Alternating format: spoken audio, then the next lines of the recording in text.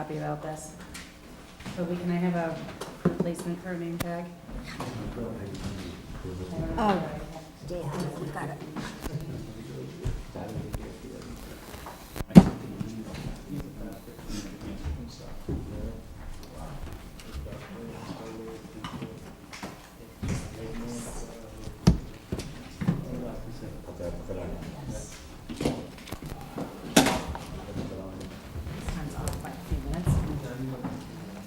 It is 7:17. The Zoning Board of Appeals for West Boylston is called to order. Current members, David Femia, clerk, Charlie Whitkus,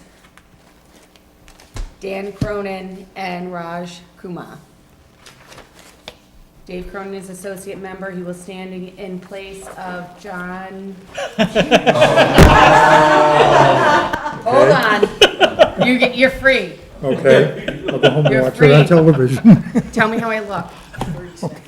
You know the camera adds 10 pounds, I heard. Could be 20. On second thought, John Benson, vice chair, will actually be here. Little late. A little late, just call that out. We have a few items on the agenda. I do want to bring up the fact that we do have a public hearing at 7:45 for Cumberland Farms. So this meeting will end and that meeting will start at 7:45.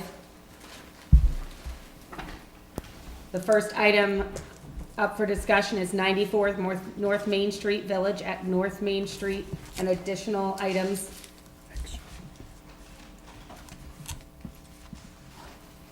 The binder will be brought up. I'm going to ask at this point to have Wayne come up to the table. Wayne, just if you can give your name. Sure. Good evening, folks. Wayne Amico from VHB, working as your consultant for peer review. If you would like to give us an overview, I know at the last meeting you had some outstanding items that were needed. I will be glad to do that, Madam And Chairman. as of today, if you can list off any items that still remain outstanding. Glad to. So at our last hearing on November 19th, we had issued a comment letter the day before, and there were 3 issues remaining.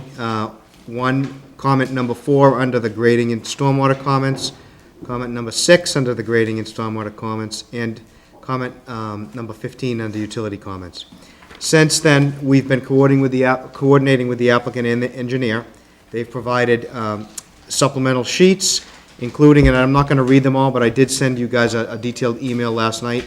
I'll give you a quick synopsis here, some details, and then a final set of plans entitled Plan Index Sheet, Photometrics Plan, a Site Plan, a Utility Plan, a Grading and Drainage Plan, Retaining Wall Layout Plan, a Landscape Plan, and a Propane and Water Plan, all dated May 28th, 2015, with revisions through 12/15.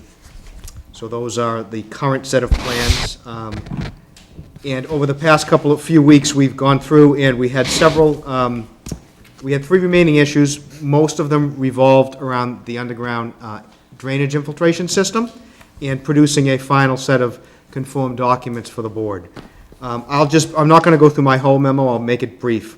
The issues that we have resolved, one of them had to do with the separation of the infiltration system from Building 1. That comment has now been addressed on these revised plans.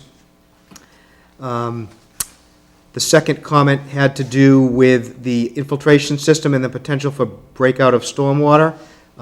The applicant has installed a clay barrier to remedy that. That comment has been addressed to our satisfaction. Another comment had to do with some utility conflicts in a drain line. They have addressed that on these final plans. The next comment had to do with groundwater elevation questions. Just as a reminder, the board at the last hearing, the applicant had agreed, I'm sorry, it was before that, it was at the working group meeting, the applicant had agreed to conduct test pits. And we went back and forth on the information contained in those test pits. But with the last set of plan and the explanation from the engineer, we're satisfied with their response on that issue. The next comment had to do with soil classification based on the test pit information. We are satisfied with their response as of yesterday. Next comment had to do with just some minor details about some riprap with the drainage aprons, and that has been addressed as well. And then the final comment, I recommended to the board that the applicant produce a set of conformed documents because, as we're aware, that there was a set of plans by Marchanda, there was multiple iterations of drawings by Burton, there was information all over the place. And in order for the board, the contractor, any of the board's representatives, the building inspector, et cetera, to have one set of documents to work from during construction, we recommended a conformed set be put together. They have done that as of yesterday, and on the last page of my email, there's kind of an index there of the sheets that will be included in that conformed set. And what I didn't include here, but they did via email, and I provided it to you guys just for your records, is basically a cover and index sheet that outlines all of the plans, including the Marchanda and the Burton plans, all organized numerically for reference. So this set of plans can be reproduced, and everyone will be working from the same playing field. I do recommend that the applicant provide however number of copies the board needs and an electronic copy of that for you guys' records at some point in the near future. And so we have no further outstanding comments at this time, Madam Chairman. Okay, at that point, I want to ask, does the board have any questions for Wayne based on his review on just the 3 items that were outlined, that were outstanding, that we needed more information on? Looks like he has the copies of the plan. Can we get it? Yes, may I? Yes? Yes, we do have hard copies of the plans. We have also provided on the Dropbox, Thank So you. you- Very good, thank you. electronic versions, all the PDF provided. 51, okay, great, thank you. Which I have made available to the town, and if so desire, I'll put on a flash drive and provide it to the town.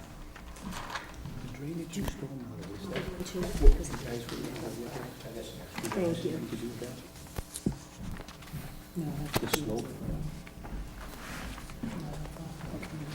We're not discussing this. Copies may be after. That's after we have these 7 things. We have these 7 items outstanding from the last meeting. Lot 3 will be addressed after we go through, because it doesn't affect any of this. Well, it was part of the grading plan. For clarification, is Lot 3 part of the grading and drainage plan? Yes, That's the 2-to-1 slope. yes, Madam Chairman, it is.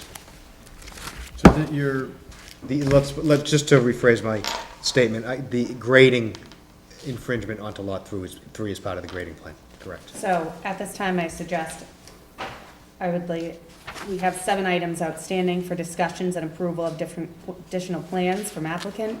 We have the landscaping plan, the photometrics plan, the site plan, utility plan, retaining wall layout plan, propane and water plan.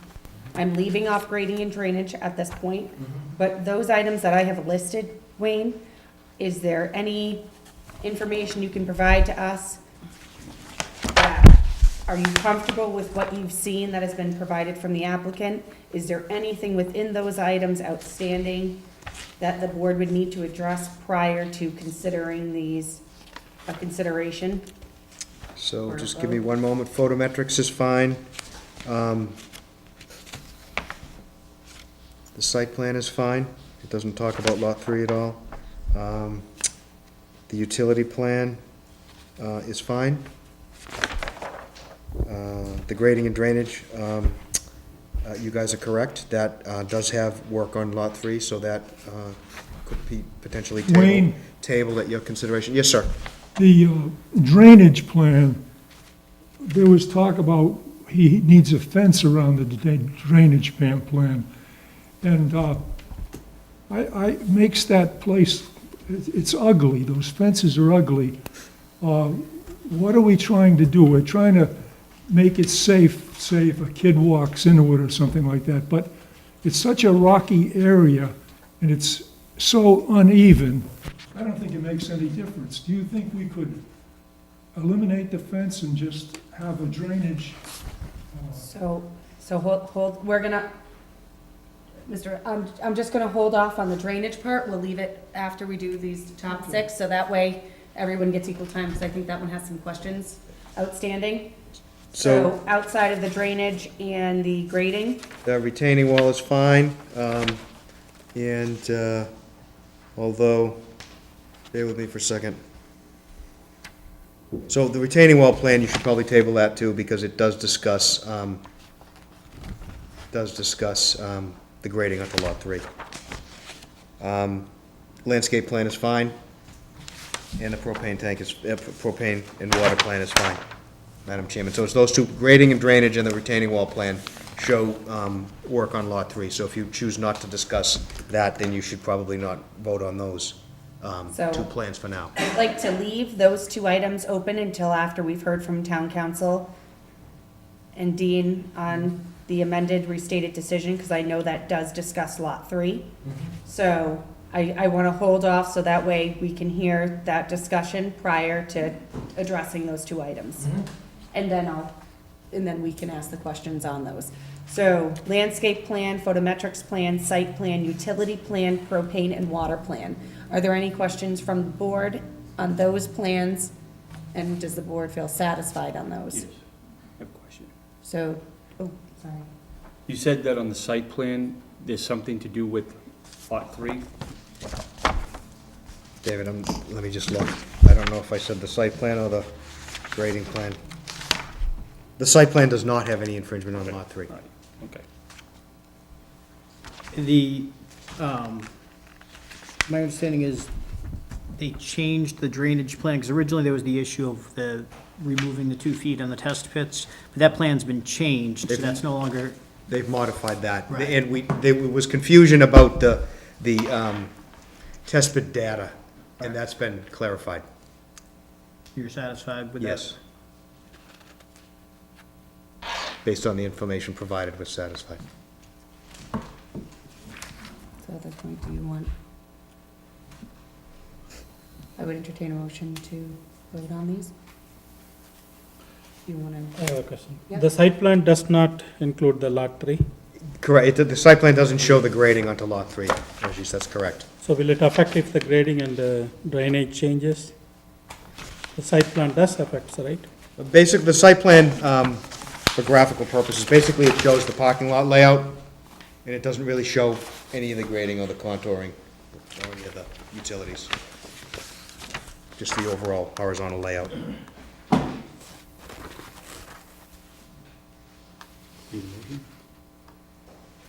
Make a motion that we approve the aforementioned plans, the landscape plan, the photometrics plan, the site plan, the utility plan, and the propane and water plan. Do I have a second? Second. Second. All in favor? Aye. Aye. So, Toby, at this point, I would need You need a vote sheet. the vote sheet, Please. please.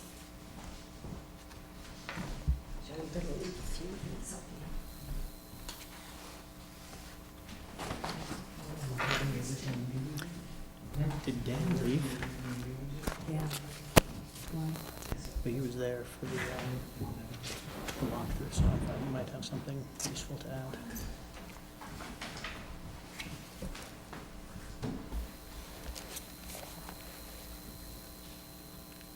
All right, so the next item we have up for discussion is the amended, restated decision. Now, with that said, we do have a few minutes prior to our next meeting, our next public hearing, so I'm gonna ask that town council, if you would like to come up and Wayne, you're excused. Thank you. Where? Wayne leave.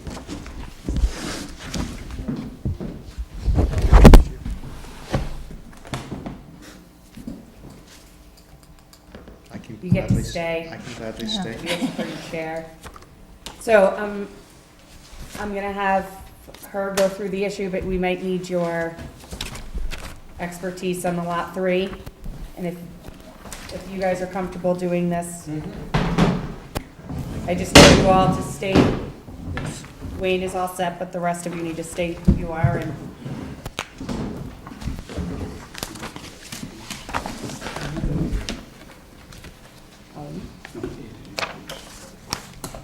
No.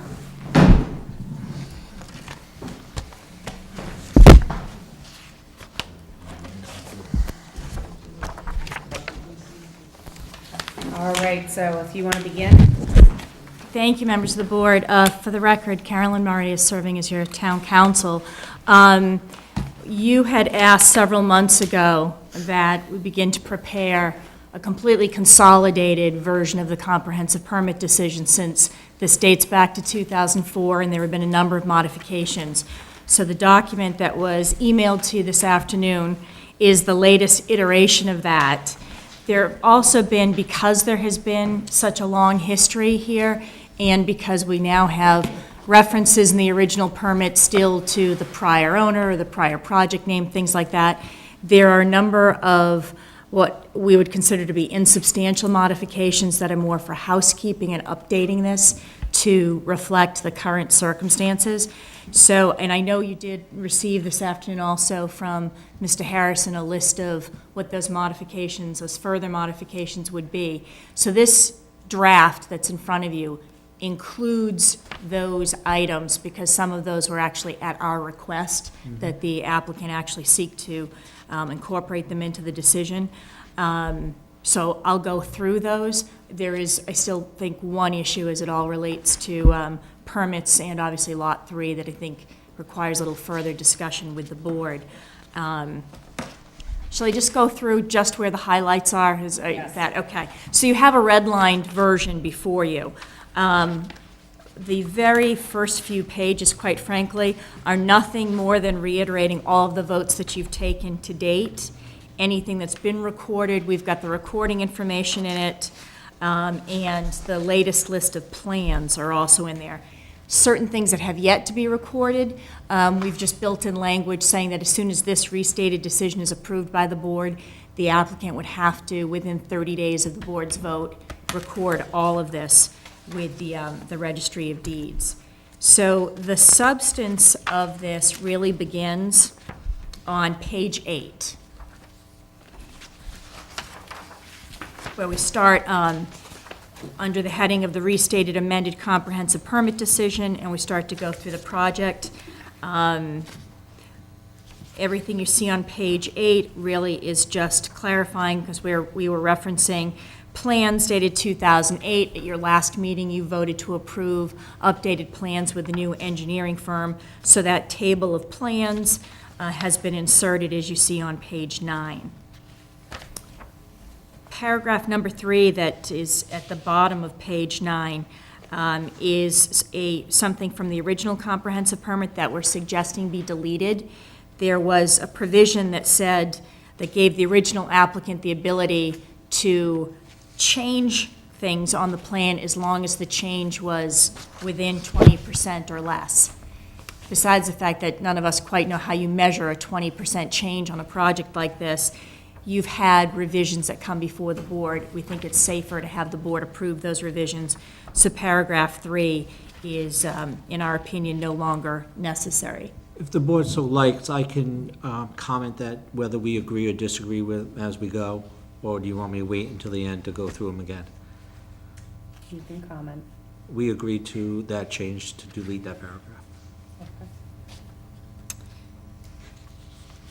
The next significant change comes in under paragraph 7.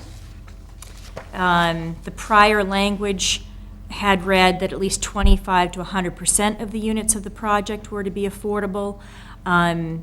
We're changing that language to simply say, or we're requesting that it be clarified that it be at least 25% of the units shall be affordable. Because I don't think there is any intention that 100% of the project is to be affordable. And the applicant agrees to that also. For the record, Ed Marchand, I'm just gonna sit up here. Didn't we mean to delete this last time? Like it's on board. What paragraph are you on? The one you Seven. just did, 7. It looks like you have deleted both. So the last sentence should read, again, that, the number of units that will be affordable is still at the discretion of the permittee, but 25% of the units shall be affordable. And I thought we had discussed on the phone that that would be deleted, that we're just saying at least 25%. We could delete the sentence too. Yeah, either way, it's fine, either way, it's a wordsmithing, we're fine with whichever way it goes. For the record, how is it going to be stated? But at least 25% of the units shall be affordable, is that for the record? If we start off simply saying, for the paragraph to begin, that at least 25% of the units in the project shall be affordable, and just keep that first sentence, we can then strike the precise percentage, shall be determined by the permittee in its sole discretion without any further approval of the board, but at least 25% shall be affordable. It seems to be redundant language. Okay. So we can strike that whole second I mean, sentence. isn't the whole Art 40B projects required to be 25%? The percentages, it could vary. Sometimes you might say that there has to be a specific number of units that have to be affordable. But you're correct, 40B requires 25% of the units to be affordable at 80% or 20% at 50%. So I think having only that one sentence is perfectly adequate. We would want to insert area median income, comma, adjusted for household size. So added adjusted for household size? Right.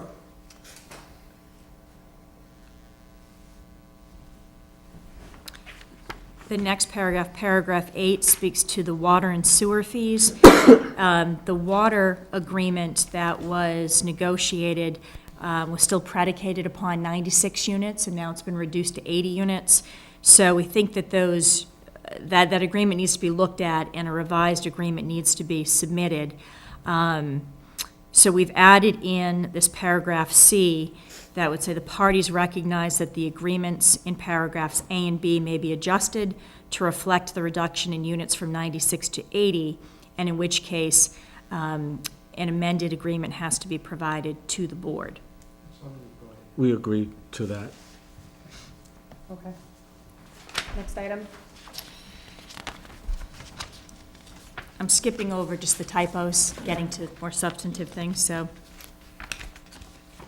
The next matter of substance comes in paragraph 10, paragraph 9. This has to do with North Main Street also being part of Route 140, and lots of discussion as to, is it all or part of it part of state jurisdiction? So we've added in language that says that where portions of North Main Street, Route 140, may be under the jurisdiction of Mass DOT, that any appropriate permits need to be obtained from DOT. We agree.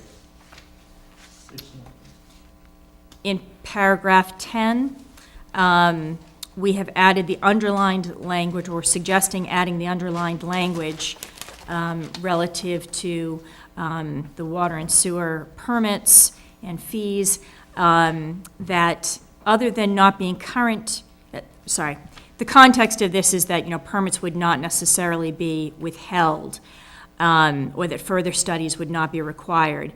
And we just wanted to add in this caveat that states, other than the applicant in this case, not being current with any payments when such payments are due and payable under the terms of this comprehensive permit, as most recently amended, or if the permittee is otherwise not in compliance with the terms and conditions of this comprehensive permit or plans applicable thereto. So in other words, if he doesn't pay the water and sewer fees per those agreements when he's supposed to make those payments, or doesn't do something in compliance with the permit, we could pull those water and sewer permits or suspend them. We agree. As a reminder, anyone, please make sure your ringer and your phone is off. The next paragraph comes, the next change is in paragraph 15. and this has to do with the issuance of building permits. We are requesting that the board insert a statement there that says, notwithstanding the foregoing, no building permit shall issue for any work under this comprehensive permit until a Mass Housing Partnership has issued its final approval of the project. And you'll see there's a comment off to the side which reflects the applicant's agreement with this statement. Of course, the applicant would also like this to go a little bit further and say that they would be able to get either a foundation or any necessary permits that might be needed for site work. I will leave that for a further discussion. We agree with the gist of that paragraph with the addition of, that states at the end, except for foundations and site work, and we So can that check. one is left open because it is not a Yes. full agreement. Right. Right, we need to discuss that with the board, Okay. yes. The next change comes in paragraph 17 with the underlined language that we're requesting to be added. Paragraph 17, again, has to do with the ability of the building official to issue building permits, and we just want to reiterate that unless the permittee has failed to comply with the conditions stated in paragraph 15 above, again, that final approval has actually been issued by Mass Housing Partnership. We agree with that. So I do want to bring up the time at this point, and I want to ask the board, since we do have quite a bit of paperwork left, do you want to vote to push back the public hearing for Cumberland Farms for another half hour? Or do you want to hear them continue this until after the Cumberland Farms hearing? Looks like no one is here, Cumberland Farms. There's only one person here for Cumberland Farms, and that's the person for the traffic study. Unless they're out in the hall. Keep going, because I don't see any of them, so they don't. Okay. Thank you. Thank you. The next item is paragraph 20. We are suggesting that paragraph 20 be deleted. It was a requirement that the permittee require a performance bond as a condition of receiving a certificate of occupancy. Reading paragraph 32 of this decision, these two paragraphs seem to be at odds, so our suggestion is that paragraph 20 could be deleted. We agree. What does 32 say? So, Yes, it conflicts with this so one. it does look like Like the Cumberland Farms landscaping. is here, so do you So, want yes, to definitely. Obviously, what's- We'll take on the Cumberland Farms. take on Cumberland Farms and ask? So at this time, If you want, I don't know how long it will take if you want. Okay, You don't want to wait. I don't know. it's long enough. Okay. So, we're gonna hear Cumberland Farms. Then you guys get to hear Cumberland Farms too, it'll be great. Then you come back up and we'll do this all over again.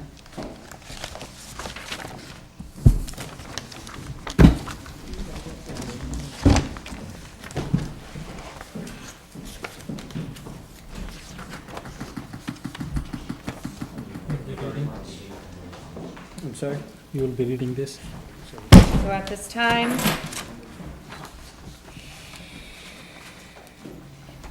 the public hearing for Cumberland Farms, 3 special permits, 186 West Boylston Street.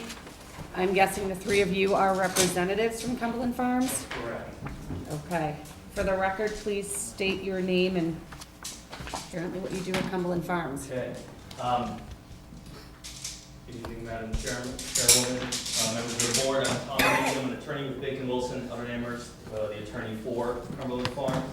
With me this evening is Tracy Roll, the site developer from TM Crowley, and also from McMahon Associates, the traffic engineer is Colleen Medeiros. We'll give you a minute to set I up. appreciate that. I'm not the engineer, so bear with me for a moment. I take it. Lawyers usually aren't. Not gonna respond to that? I got him fired up now. But you being a lawyer, I don't know. I always been John doing terrible handwriting. Ralph, you get to write. You look at that handwriting, that's beautiful. Does every place else that every other meeting? You want to lead it into the record, but You wanna, yeah, you read it. So as you're doing that, our clerk, David Femia. John, Notice of a public hearing, Zoning Board of Appeals, West Boylston, Massachusetts. The Zoning Board of Appeals will hold a public hearing at the West Boylston Town Offices, 140 Worcester Street, West Boylston, Mass., on Thursday, December 17, 2015, at 7:45 to act on the petitions of Cumberland Farms, Inc. for special permits for 1, use as an automobile filling station, 2, operation of a retail convenience store and automobile filling station between the hours of 2 a.m. and 6 a.m., and 3, modification of off-street parking and loading requirements at 184, 186 West Boylston Street, West Boylston, Mass. Record title stands in the name of Sarabian Realty Company, Inc., P.O. Box 3119, Worcester, Mass. 01613. Copies of the petition are on file in the office of the Town Clerk, 140 Worcester Street. All interested parties are invited to attend the hearing.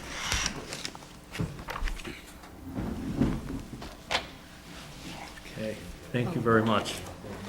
Thank you. Oh, Christina, I have 2 large copies of the plans. Do you want any of those? Just, Okay.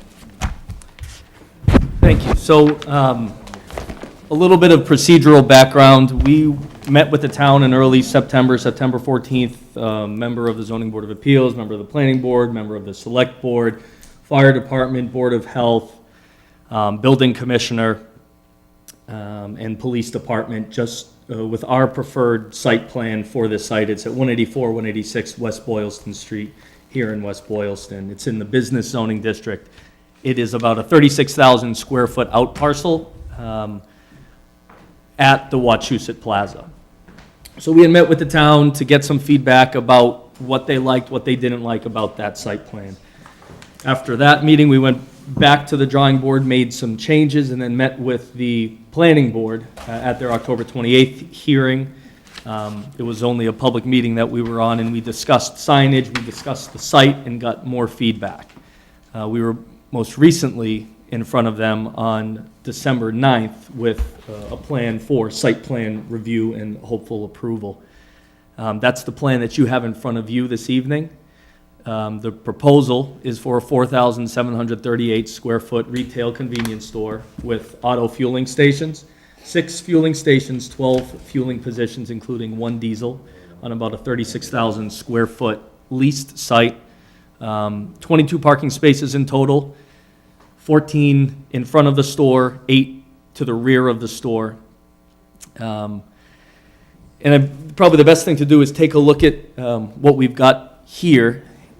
There were and will be some modifications based upon the site plan review and some of the comments from the planning board. There was a peer reviewer from Graves Engineering.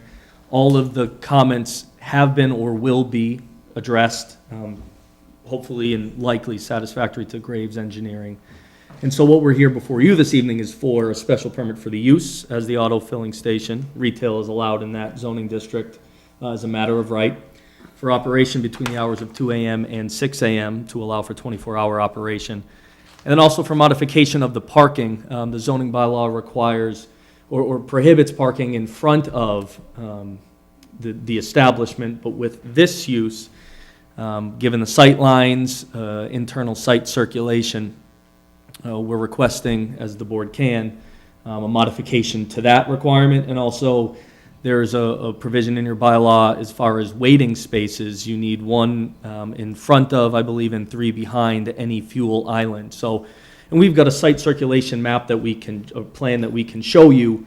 I don't think we necessarily get to 4 spaces for each of those fuel islands, but given the self-service use of the gasoline, as well as the site generally and its location along West Boylston Street and within that Wachusett Plaza, we would suggest that having those 4 spaces per fuel island is a bit unnecessary.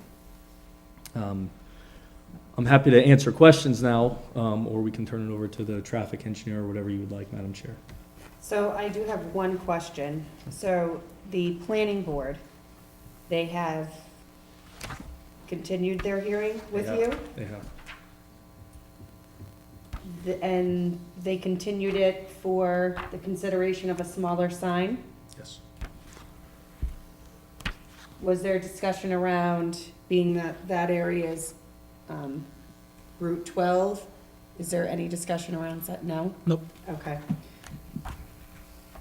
All right, so, traffic? Yes? Can I ask a question? Yeah. You have mentioned the parking. Where is that off-street parking on the map? So the parking we've got in front of the retail convenience store, we have the 14 spaces, and then back here we have the balance of the 8 spaces. And that's we have a letter from the landlord saying that these are the designated spaces exclusively for Cumberland Farms. He'll remove the snow, and also there'll be snow storage on his site, not in those spaces. And if you can picture it, you've got the balance of that shopping center over here, and this is. Do you have that letter? We do, I do, yes. All right, sure. The owner is? How many copies would you like, Madam Chair? One for each one of my board and for Toby.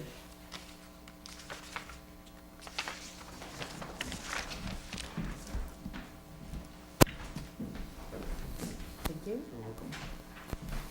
Thanks. Welcome. So is there gonna be access to the larger parking lot that is part of that plaza? There's pedestrian access here, but also, so we've got a full access curb cut from the plaza driveway. So you could have a vehicle travel into the parking plaza, into the plaza.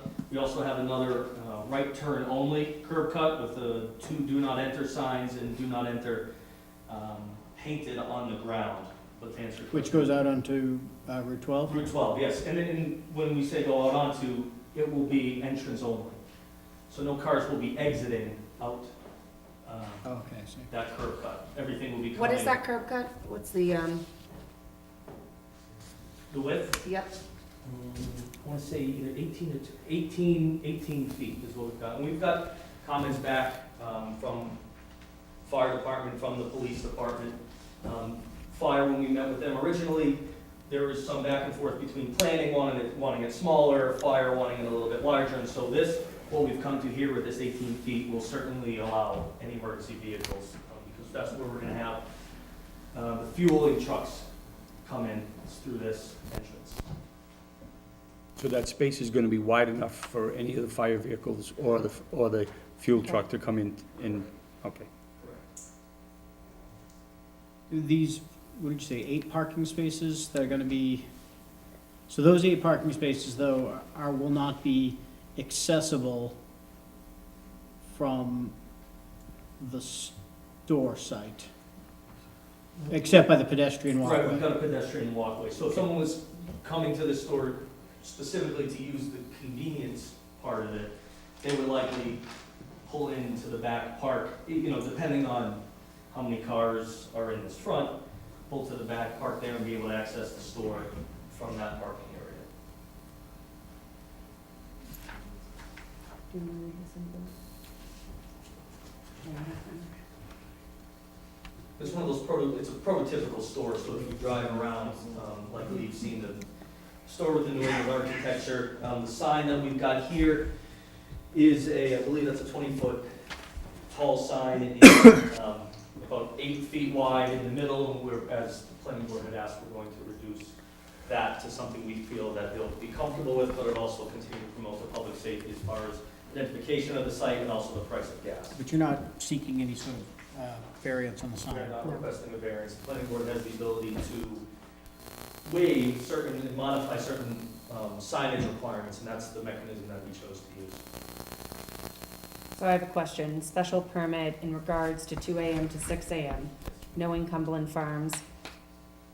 There is music playing at the pumps, there is video or advertising happening at the pumps. Usually it is very loud, and being a small town that does not have a lot of items, areas that are open 24 hours a day, have you considered Muting lighting, the sound, yes. muting the sound?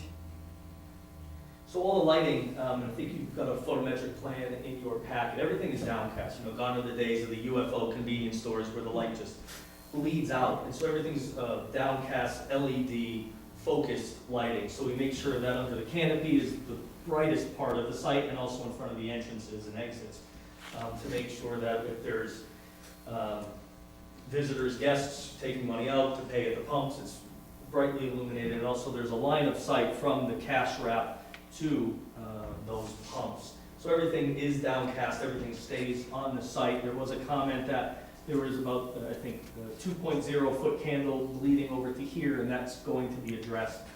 So that will no longer be the case. And as far as the noise, the sound, then we've got to get back in front of the planning board because we had some preliminary discussions, but the proposal would be to eliminate from, say, 10 p.m. to 6 a.m. any sound coming out, and no music, no advertisements coming out of the, maybe visual on the pumps, but no audio advertisements at the pump. And no music? No music. Snow storage, are you trucking snow off this property? So you'll see in the letter, I believe it's the second paragraph there, the landlord has agreed to store the snow on his site. And so what we'll likely do is find out who his contractor is, probably sync up with the Cumberland Farm site, and then store that snow on his site. 'Cause there's a lot of parking on that site that's probably going to be utilized. And if it comes to it, Madam Chair, then of course we would truck the snow off. If it got to a point where we had a winter like last year, there was just nowhere to store it, then Cumberland Farms wants to make sure that this is convenient and safe. And they don't want to lose any parking spaces, they don't want to lose any of the drive aisles, so we would truck it away. Would also the employees, would they be parking back in that, one of those 8 Yeah, these spaces? would be the preferred employee spaces. How many employees do you have typically working? So there would be, if this was a 24-hour store, probably 18 employees total, 6 full-time, 12 part-time, but not all there at the same time. I mean, I could imagine anywhere from 4 to 6, depending, but probably closer to 4 at any one given time. You have 4 employees on at it, like 2 o'clock in the morning, there'd be 4 people working there? Depending on how the foot traffic is in West Boylston, they'll shift that. So it could be 3, I mean, hopefully we have 4 if it's that busy at the site, but. Well, we don't want one. Probably not. Right, no. No, but none of the other convenience style They stores would in have- town seem to have 4 people on. There would be more than one, 24 hours, so for safety purposes. Is the traffic study going to address delivery times, how often deliveries come, when they come? Nothing specifically to those points. They look to do them off hours, to do them earlier before the 7 a.m. Hopeful rush that we'll get, and then not within any of the peak times. Given this location, I know that Cumberland Farms attempted to have a site permitted a few years ago in West Boylston that I would say is apples and oranges compared to this site. This one is in the business zone without residential uses in any close proximity.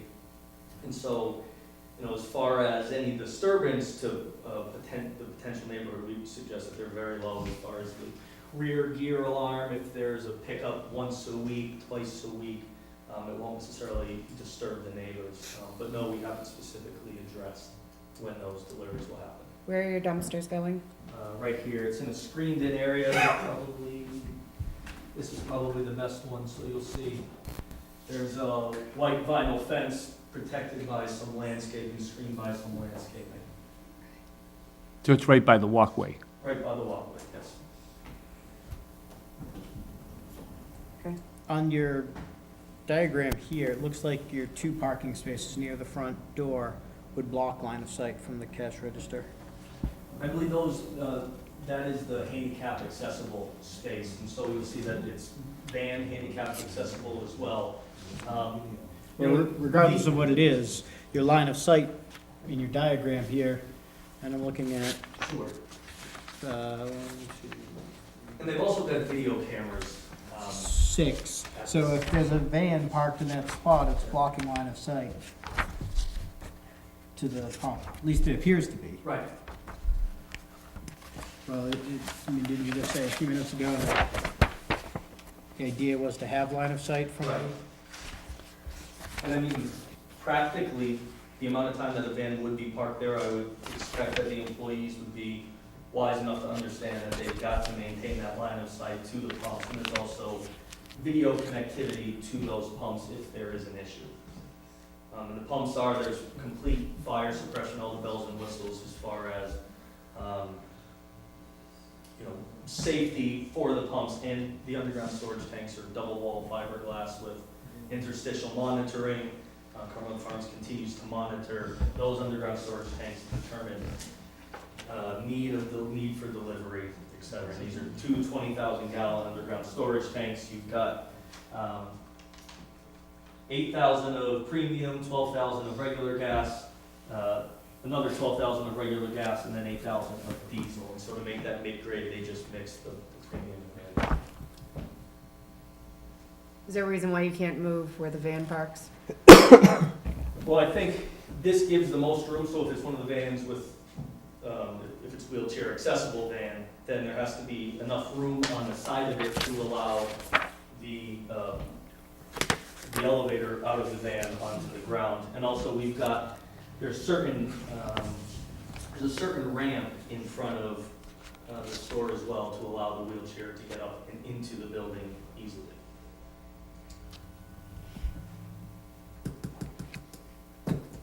And it's not necessarily going to be a van, it is handicap accessible, so it could just be a passenger vehicle as well.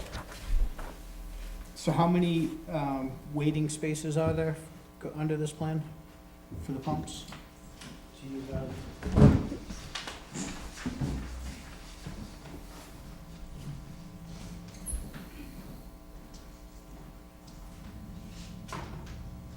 For the record, Colleen Medeiros with McMahon Associates, we're the traffic engineer. We developed this site plan which shows maximum usage of vehicles on the site, when areas people could queue if all the pumps were in use. And as you can see, there's room along the western portion of the site along this curve, which allows for two-way traffic, as well as the bump out area as well here that we can see. These aren't official queuing spaces, as we're seeing this it's probably an unlikely event because there is a 12 fueling spaces. This is going to be one of the larger sites that Cumberland Farms has. So with the likely turnover, we're probably going to see availability in pumps. But this is just depicting that there is options for people to store safely on the site. Do we have a copy of that, or is that just? No, I've got a copy if you'd like one.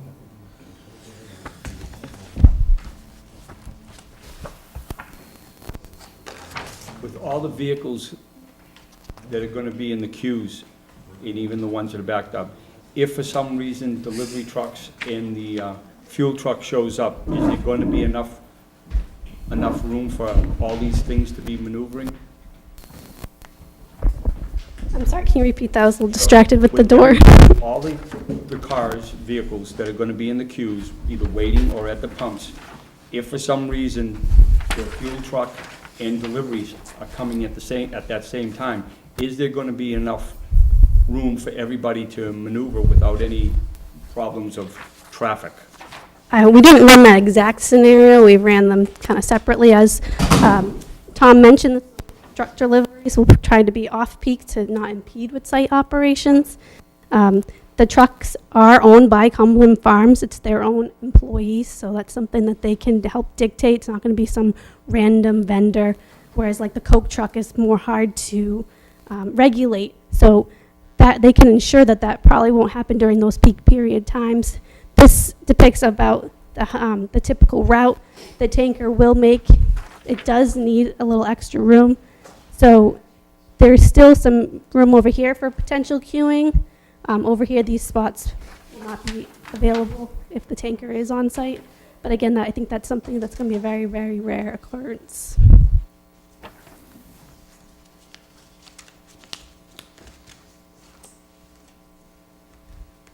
How often are deliveries made on average?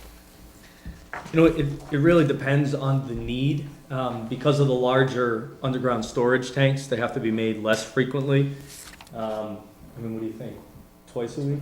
Twice a week, probably, and also because of the size of the store, there's more storage area, so deliveries for bread or for coffee or for any frozen items, juice, chips, etc., don't need to be made as often either, because with this, as you can imagine, with the smaller stores, those package trucks need to come more. Here, there's more storage, so again, I'd probably say once, twice a week, if that. I'm just curious, why are deliveries not made into the back of the building? Why is everything in the front of the building? I mean, it seems like you have enough room back there. I don't know if there must be an access door, but it would seem like that would alleviate, you know, any kind of congestion as far as, you know, especially if for some reason, especially not the fuel truck, but the other ones, if for some reason they have to come at an ungodly time because they're running out. It seems to me as though it would be more accessible and easier from them to load from the back of the building than it would to take up room in the front of the building.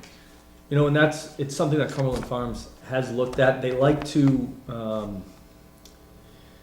keep everything in front of them, so to speak. They don't want to have people entering and exiting through the back with the goods, having those doors open, so it's more secure to have it through the front. And you know, they're a convenience store. They want to make sure that the people that are coming there are always they always think it's convenient, because once it stops, there's other competitors out there who a driver's going to say, I'm not going to that site because it just doesn't work. I'm going to go somewhere else. And that's what they're looking to avoid. And they've got it down. I mean, from the distance from the curbing to the positive limiting barrier under the canopy where those pumps are. I mean, they've thought of everything, what the ideal distances are, what allows the appropriate traffic, et cetera. So, you know, I defer to them on some of this stuff. Most of this stuff. Now, traffic study, are you going to elaborate more, or? I can, I'm definitely, that's why I Because- came tonight. I definitely have a question about it. Sure. I mean, I can go into detail now if you would like. We prepared the traffic study that you should all have copies of. It's broken into 3 parts. We look at existing conditions, what's happening out there today. We did traffic counts. We looked at crash data. Then we look at a future scenario, what happens on the roadways and intersections without the project, just in general. And then we look what happens with the project is built. And then we do an analysis, and we look at the results of what's going to happen to determine any impact. To start, we did the traffic counts at the signalized intersection of Route 12 and Wachusett Plaza. They were performed in October, and they were during the typical commuter peak periods in the morning and the afternoon, 7 to 9 a.m., 4 to 6 p.m. This is typically when we see the roadway spike in volume for people going to and from work and school. And we're also generally seeing that this is when the peaks for this facility will coincide with that, because people are on the road and need to stop. So we did our traffic counts. We also looked at, did we need to seasonally adjust our October volumes? Because, you know, we want to present an average condition. So we researched historical data through MassDOT on 190. We found that we were at average conditions, so we didn't have to address that. We looked at the available crash data from the state for the latest 3 years. We looked at, and there was only 4 accidents at that signal. And with that, we calculated a crash rate, and that crash rate was well below the state average. So we did not identify any safety deficiencies. We Your then, finding, did you come across a fatality for a crossing right in that area no, not at the signal. at the light? Right. We looked at the latest, it was 2011, 2012, and 2013 was available through the It state. was recently a fatality there, I believe, from someone crossing the street from, Going to Finders Pub. crossing the Right, opposite but it direction. was away from the Okay. light. Okay. Please continue. Then we look at that future condition, which I mentioned, and our standard practice in Massachusetts is to look 7 years in the future. So we grew our traffic volumes that we collected 7 years out at a 1% per year. And that's in general concurrence with other towns in the area, as well as we reached out to the regional planning agency to confirm that. We also confirmed with the town if there's any other developments on Route 12 that we need to know about that will generate traffic or any major roadway improvements, but none of those were identified based on our research. So then we looked at what happens when you build the Cumberland Farms. In our industry, we use a ITE, Institute of Transportation Engineers. It's called the Trip Generation Handbook. We like to call it like our Bible. It has trip generation estimates for various land uses, such as a convenience store, gas station, to shopping center, to an office building, etc. You do that, calculate your trip generation based on various variables. We use square footage of the proposed building, and with that, we calculated the trip generation. But the trip generation is broken into two parts with this type of use because it is convenience-based. There's 60%, around 60 to 65% of the vehicles that will be attracted to the site are considered pass-by. So what that means is that they're already on the road during that time period going to and from work. Excuse me. They're simply, now that Cumberland Farms is there, going to turn off, buy whatever they need to, and turn back on their original route. So they're not being generated or added to the traffic volumes today. So that's about 65% of the volumes. The remaining percentage we consider new trips. So someone already went home and then they forgot that gallon of milk. So now they're going to leave, travel on Route 12. They normally weren't, but now that Cumberland Farms is there, they will go. So those are their new trips. So looking at that, in the morning, we're seeing about 36 new vehicles that will be on Route 12 in and out of the site. And in the afternoon, we see about 40 vehicles. Looking at it as a whole, it's a pretty minimal impact in comparison to the traffic that's already on Route 12. Now to the big part is about the results. So what does this all mean? We did a capacity analysis at the signalized intersection. We did this based on what the traffic signal is working today, how much green time, how much yellow time it has. We all put that all in. We got the actual signal plan from MassDOT. With that, we saw the results. And the results are broken down into just terms called level of service. And that means there's a grade from A to F, similar to school. But with this, you actually strive to be at a LOS C or D, not typically like A with school, because it's just not a realistic, achievable thing with traffic. So you don't want to build for an LOS A, because then you'll have 5 lanes of traffic in every direction. Around here in New England, LOS C or D is what an average condition is that you strive to maintain. So with that, the signal today operates at an overall LOS B, and that's during the both peak hours, and that's an average of all the approaches. When we put in Cumberland Farms, it's going to continue to operate at that same level of service. Knowing that there are obviously going to be some additional seconds of delay on each approach, but nothing major that will impact it to change, to downgrade to an LOSC. Overall, we're not seeing a major impact to the operations. We think that the signal works very well. We've worked with the town with the access on Route 12 to make that only right turn in only, which will provide minimal conflicts on Route 12, whereas we're not introducing any left turns in or out. So we've worked with the town on that. So now all the traffic will be organized at the signalized intersection, which works well and has capacity to handle the additional traffic from Cumberland Farms.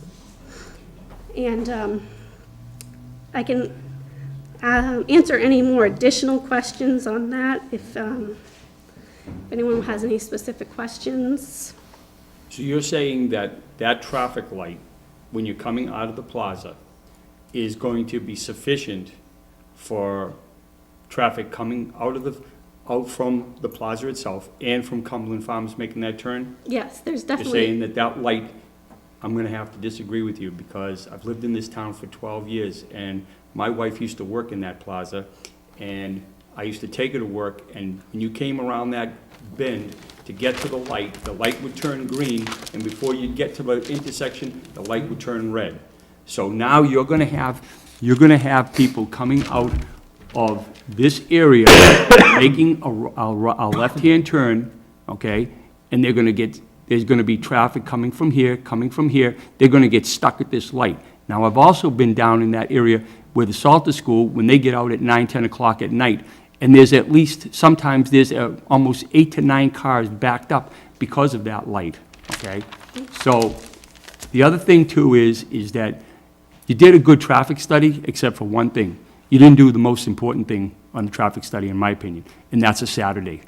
Saturday is one of the busiest times on Route 12, okay? So I think that, you did the 7 to 9 on the weekday, you did the 4 to 6 on the weekday, that's fine and dandy. There's times on Route 12 on Saturday mornings that traffic is backed up because the light at the intersection and then all the way the light up to where, the Shell gas station is, okay? You can have that whole lane, and you got people coming in and out of all those little plazas that are on that stretch. And you're gonna have people coming into this gas station, which is fine, but now there's gonna be, they're gonna have to even wait. So I think that you might wanna check the timing on the light, because I think that's gonna have to change. I don't know, I'm sure that MassDOT's gonna have to do that. But I would suggest that you go back and do a Saturday study, peak hours. So I'm going to stop and just bring us back. Very good points, Mr. Freeman. I'm going to bring us back to the 3 permits that are in front of us. 3 permits are for an automobile fueling station, the additional modification on parking requirements, and the modification for operation of 2 a.m. to 6 a.m. So those are the 3 items we can bring up for discussion. The information that you are giving is important details. I want to make sure we stay on the 3 topics that are in front of us. So does anyone have any questions on the 3 special permits that are in front of the ZBA tonight?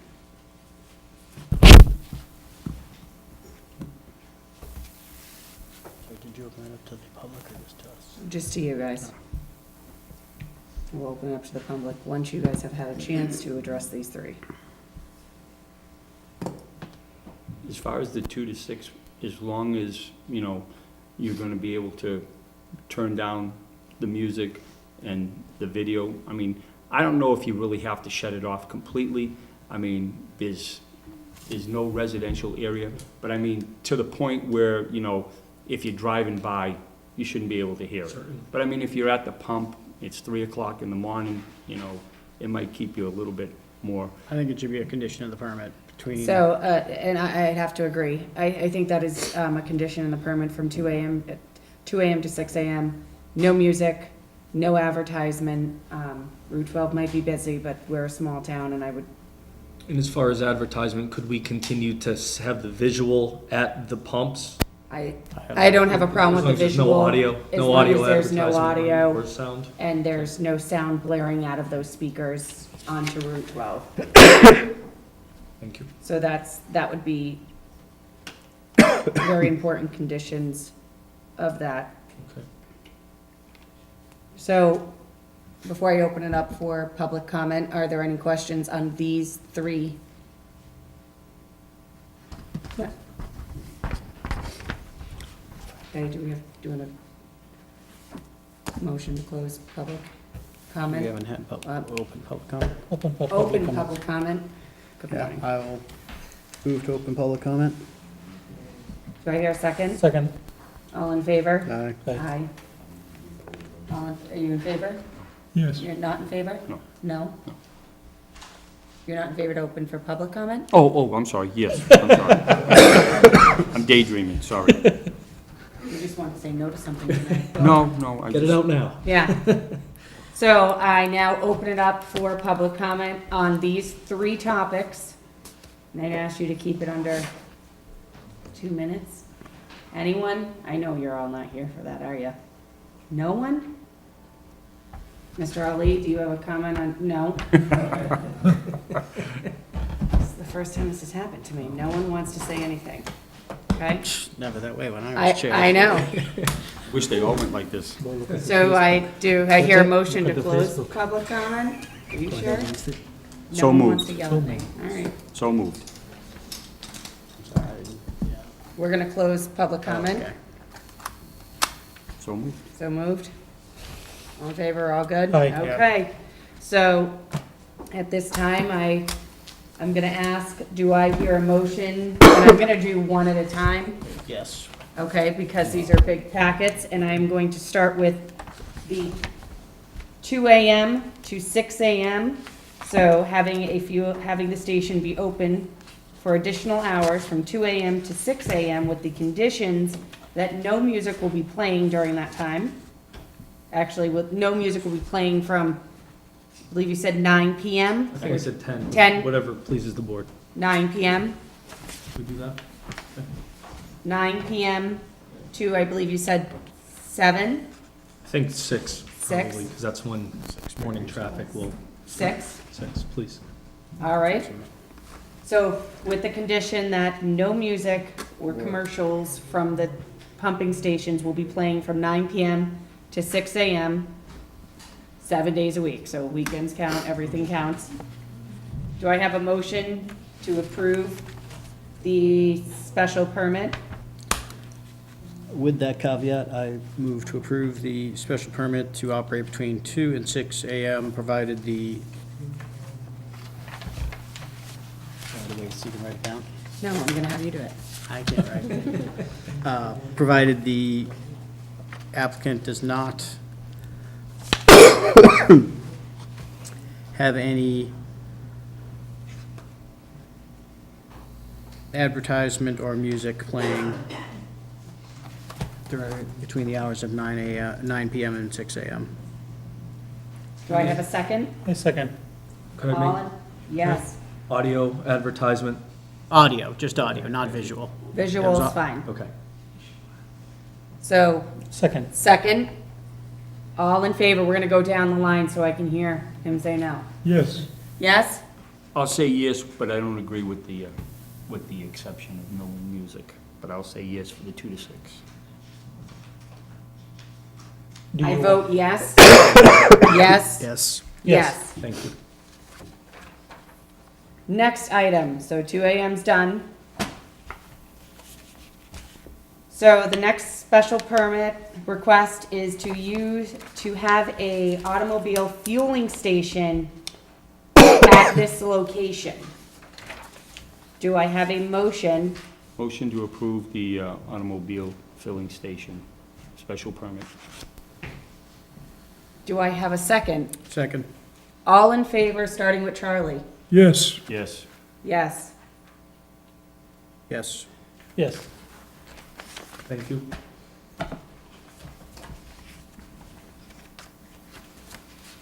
Doing well.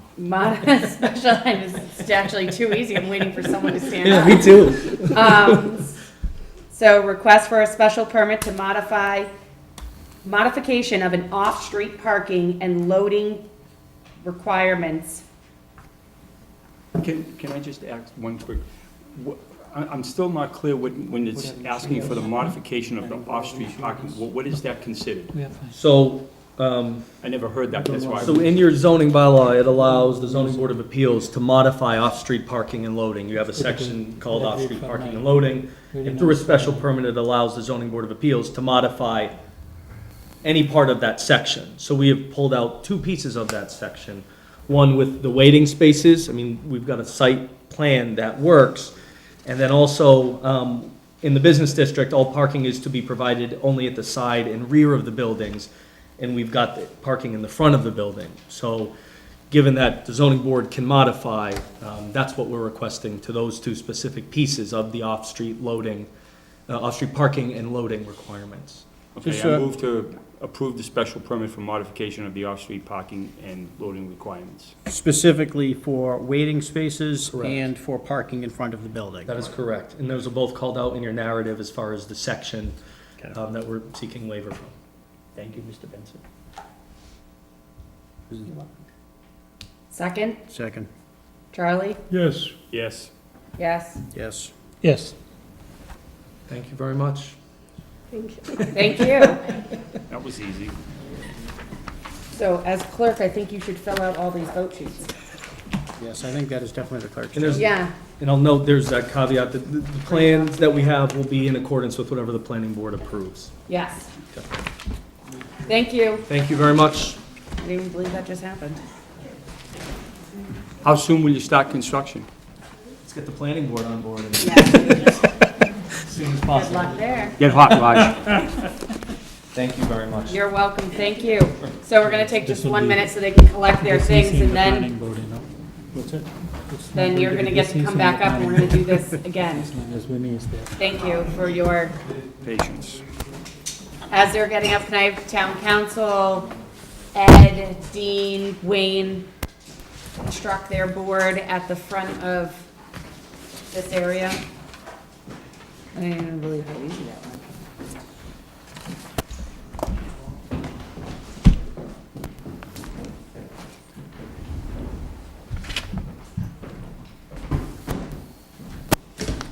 Welcome back. Thank you. Hope you enjoyed that. Absolutely. So, I believe we were on paragraph 20, and there was a question outstanding based on what is the difference between paragraph 20 and paragraph 32? Right, we were recommending that paragraph 20 be deleted, because paragraph 20 called for, said that the permittee would not be required to post a performance bond as a condition of receiving a certificate of occupancy. And then elsewhere in paragraph 32, Hold on just a moment. sure, Do I have to reopen this up? it's not a No? public hearing, and you've never Keep closed it going. anyway. Sorry, I just wanted to make sure. I don't see anyone filing anything. Paragraph 32, which comes up much later in the decision, does talk about the permittee shall provide a town with a bond or surety in an amount to be determined by the board in consultation with the building inspector, so that if there's anything outstanding, so we think that that's in conflict with paragraph 20. Hold on, give me just a moment. I need to digest that for a Sure. moment.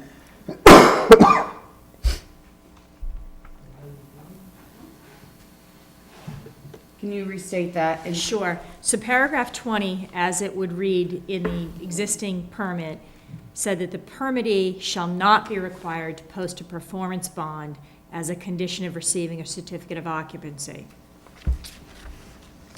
We are suggesting that that be deleted, because if you then go to paragraph 32, and paragraph 32 is a bit lengthy, but there is a statement in paragraph 32 that starts to say, to the extent that landscaping associated with a particular building, which shall include site entry landscaping, entry road landscaping, landscaping of common areas adjacent to the building, and landscaping around the respective building itself, is not completed prior to the issuance of the first certificate of occupancy for such building, the permittee shall provide the town with a bond or surety in an amount mutually agreed upon, and in an amount as to be determined by this board. So that is in conflict with paragraph 20, saying that no bond would be required.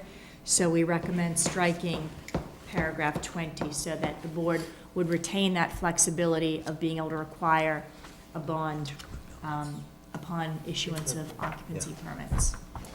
Okay, so paragraph 20 says that they don't have to put a bond. Right. And paragraph 32 says that they do.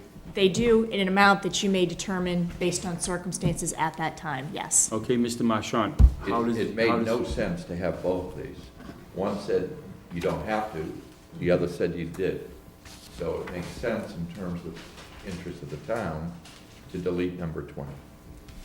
And How does the board... And Dean agreed to it. Well, then, we agreed to removing number 20 and keeping 32, because 32 is a standard for construction, typical to this type of construction.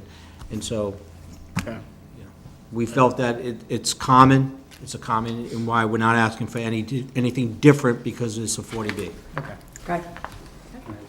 Yes.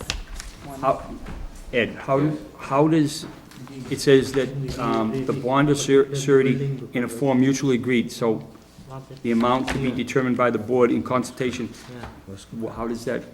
You would establish the bond amount in a similar manner to how you establish bonds for non-40B projects. And normally, you take a look at the work that has to be done, and you Sorry, can I interrupt you just for a moment? Do you guys need a moment to? We're just not clear on the wording here, and as we can discuss this, it's our understanding this is for the issuance of the certificate of occupancy for such building. So it's being that if we're in the process of building number 1, and he wants a CO, but the landscape's not finished on building number 2, would that affect it, and would the bond be required? But if it's kind of. Are you concerned that you're not gonna finish the landscaping? No, if we're not finished on building number 2, but we want the CO for. I think it's, the bond requirement is related to the building for which the certificate of occupancy is being requested. Okay, That's that makes correct. sense. That seems reasonable. Yeah, Then we're fine with that, yep. okay. The next significant change comes at paragraph 25. If you recall, the original term of the comprehensive permit was 5 years, but that had to be measured from the date of conclusion of the litigation. And then the board in May of 2013 granted a 3-year extension. So we've built in here the actual dates that the original permit would have expired, and also the 3-year extension that was granted, so that we're clear that at this point, the permit would lapse on October 3rd, 2016. And it's our understanding that as long as construction starts before October 26, 2016, then the extensions are no longer applicable. Right, that's all We our agree with understanding. That's my understanding, as long as construction proceeds. What constitutes construction? I'm going to defer to the attorney for that. The language typically used is that either you've got substantial exercise of the permit. I would think if you've got a building underway, or a foundation permit poured, and building permits that are being applied for, then the applicant is exercising that permit. So just applying for the permit, you think is? If you've got work underway, if you've got a foundation poured and you're going forward with, you've applied for your building permit and you're proceeding with that construction, you've exercised the permit.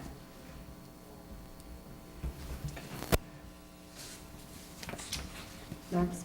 In paragraph 26, Why don't we get 2 years extension on that, change the date? We are amending anyhow. Well, one of the questions for later on is, we'll bring up. Oh, so we'll agree to this contingent upon our discussion further on the effect of the permit. If we sign a new permit tonight, the amended and restated permit, does the permit then start tolling from this date? And I'm not clear, I haven't found anything clear in the regulations on that. no, I mean, you haven't applied for a new permit. Yeah. This is really just reiterating what has happened historically. You got a permit, or you didn't, but the prior permit, got a permit in '04. So no, we're not saying that tonight becomes a new permit date for the purposes of a 5-year permit. This permit would end on October 3rd.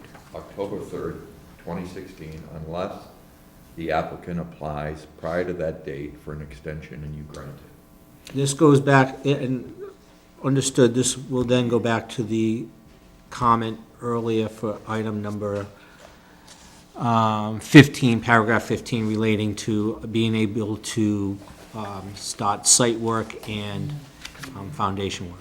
We are in the final page.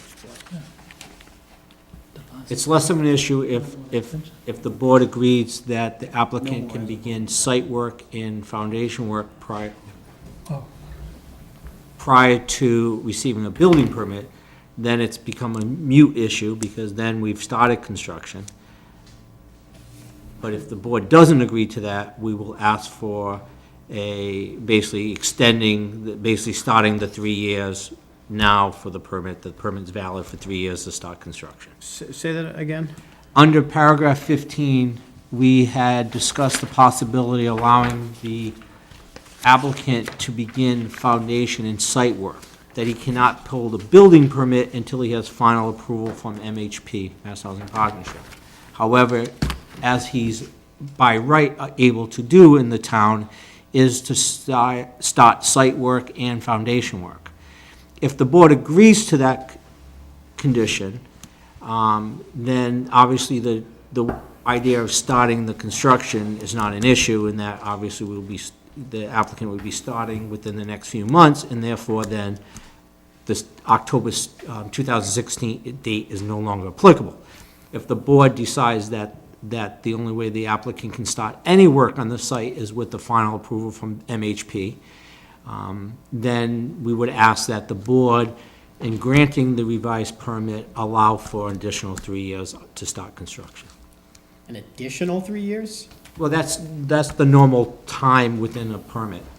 But this thing is already started. Yeah. I'm just talking to him. This thing is already started. I know. Larry. Where do you stand with Mass Housing as far as the final approval for the project? Where does that stand? We do have a list of items that we've received from them that we need to satisfy. There are, one of the major items would be what is called the upfront review by their inspecting engineer.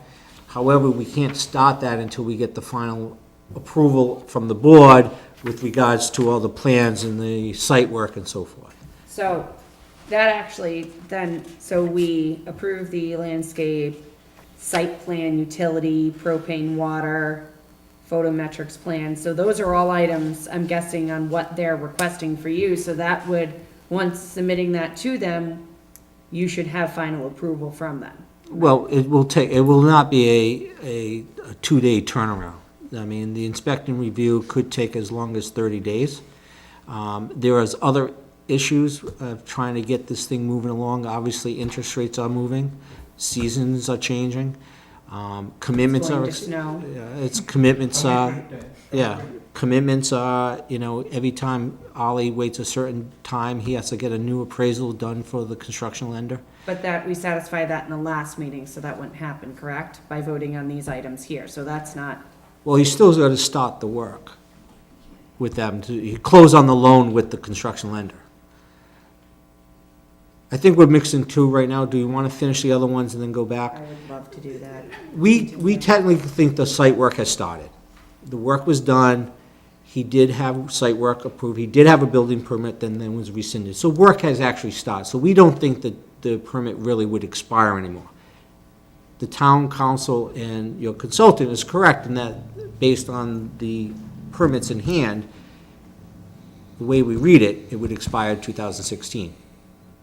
Now, we believe that the work has started and work was done. So under the rule, I guess the letter of the rule, if it was to be appealed by an abutter or by somebody, I don't know how the HAC would look at it, or the state would, whichever court would hear it would look at it. But we are concerned with the timing if it's not approved, but. I can understand your concern, but you can imagine the town is be concerned about a foundation being poured, running out of money, and then we have a big ugly foundation sitting there with nothing ever happening. Understood, but the applicant has provided evidence he has a construction loan with the construction lender who's funding the development. So if Mass Housing Partnership pulls out, what's gonna happen? The Rockland Trust can close on the permit finance, yes. Have they promised they're going to this? It's, if you look at the commitment, they do have the right to become the permanent lender. We would have to come back to the board and then have to have them get a new subsidizing agency because MHP was approved. But if you read the commitment letter, it does have the right for them to become the permanent lender and such. And that was part of, I think, I their understand, but comfort that's a heavy right, that's not a it will happen. So It's up to- the town potentially could end up with, and I'm not saying this is gonna happen, it sounds like there's plenty of financing in place, but there is the potential that the town could get stuck with you, just like Rockland Trust could step in, No, it's in the the. town could end up with a big seller with No, nothing in it. the applicant has the right to use Rockland Trust as the permanent lender, and they've agreed to that in the commitment, Okay? all right? So that's there. We are using MHP as the permanent financing and as the subsidizing agency at this point. However, Mr. Alley can choose at the time prior to the conversion of permanent to go with Rockland Trust. It's in the commitment. And we will be closing with them, so obviously we have the closing document that it will roll over into the permanent financing. So the likelihood of the project starting and not having permanent financing is low, unless Rockland Trust closes, or if Mr. Alley goes out of business, you could end up with a foundation in there. But you could end up with half a building built if Mr. Alley starts the permit, even if you got the final approval. So there is no guarantee that that will never happen. But with the documents presented to the board in front of you, that Mr. Alley has a commitment for a construction loan and permanent financing through Rockland Trust. We have a project eligibility letter from Mass Housing Partnership, who will be the permanent lender and will issue final approval upon certain requirements. What Mr. Alley's asking for by being able to start site work and foundation is to be treated as any other contractor in town who has the right to go, whether or not they have a comprehensive permit, to obtain, will start site work and obtain a foundation permit prior to obtaining the building permit. So that's no different than any other builder in town. So that's what we're requesting. And if it turns out, as Dean had said, that MHP decides it does not want to finance the project, or the terms are not acceptable, and the applicant wants to proceed under the NEF program, the applicant would have to do two things. One, they'd have to get agreement from Mass Housing that it's willing to serve as a subsidizing agency, and would have to request a modification which, based upon the guidelines, would be considered an insubstantial modification to change the subsidizing agency from MHP to Mass Housing. Rockland Bank, I believe, is a member of the Federal Home Loan Bank of Boston. Yeah. I don't believe, I know it is. So, in the construction loan commitment is for 10 years, that or at least the copy I had read. So that's not a risk if, as long as the construction loan or mini perm still stands. So, Thank you. Can I, just so that we can keep it going, can I have you go to the next item? Certainly. The next paragraph was paragraph 26, reflecting that the project will no longer be called the Village at North Main Street or the Village at West Boylston, but would actually be Sager Gardens. Paragraph 27. This, I'll say up front, Ed and I believe is still an open issue, and I think Dean will probably agree once we talk about this. Typically, in a comprehensive permit, the board has the authority to grant waivers from various local requirements. And those would either be embedded in the decision or reflected perhaps on the plans themselves. This paragraph 27 states, in addition to all waivers granted in the decision, the board hereby grants additional waivers. We have yet to locate any document that lists any waivers that the board granted. I believe the original permit that was issued in 2004 by the town has a list of the waivers. Well, it had an exhibit attached. No, but- it lists the waivers. Give me 1 sec. Okay, well, I don't have that list of waivers, so we'd have to was in- insert that here. It was in the recorded decision dated, I believe it was this one, hold on, let me just. I might add, it would be great if we can find that. It would be important to find that list. And the applicant should make sure that no additions or modifications of those waivers are necessary, even though there's sort of a catch-all in the amended restated agreement.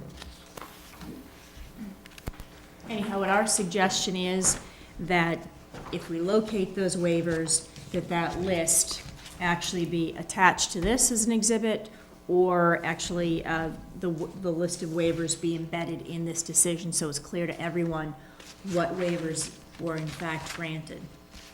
And what I wasn't clear on prior. Does anyone have it?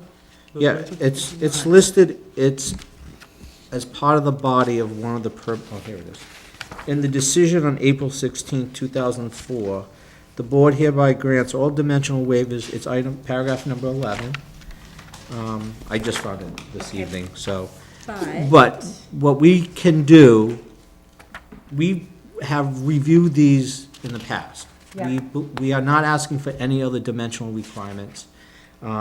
We can go through them and then confirm them. We can incorporate these, we are willing to incorporate these in the new decisions by reference, about whichever way we want. But we have looked at them and gone through them. My only comment to that is that you then have the 2008 decision that replaced the 2004 decision, and the 2008 decision specifically spelled out what conditions from 2004 and what paragraphs were to be carried forward. You're correct, that I one was believe not a paragraph paragraph 11 11, is was one of those. No. But we have not asked for any dimensional waivers or any other waivers that when originally was approved.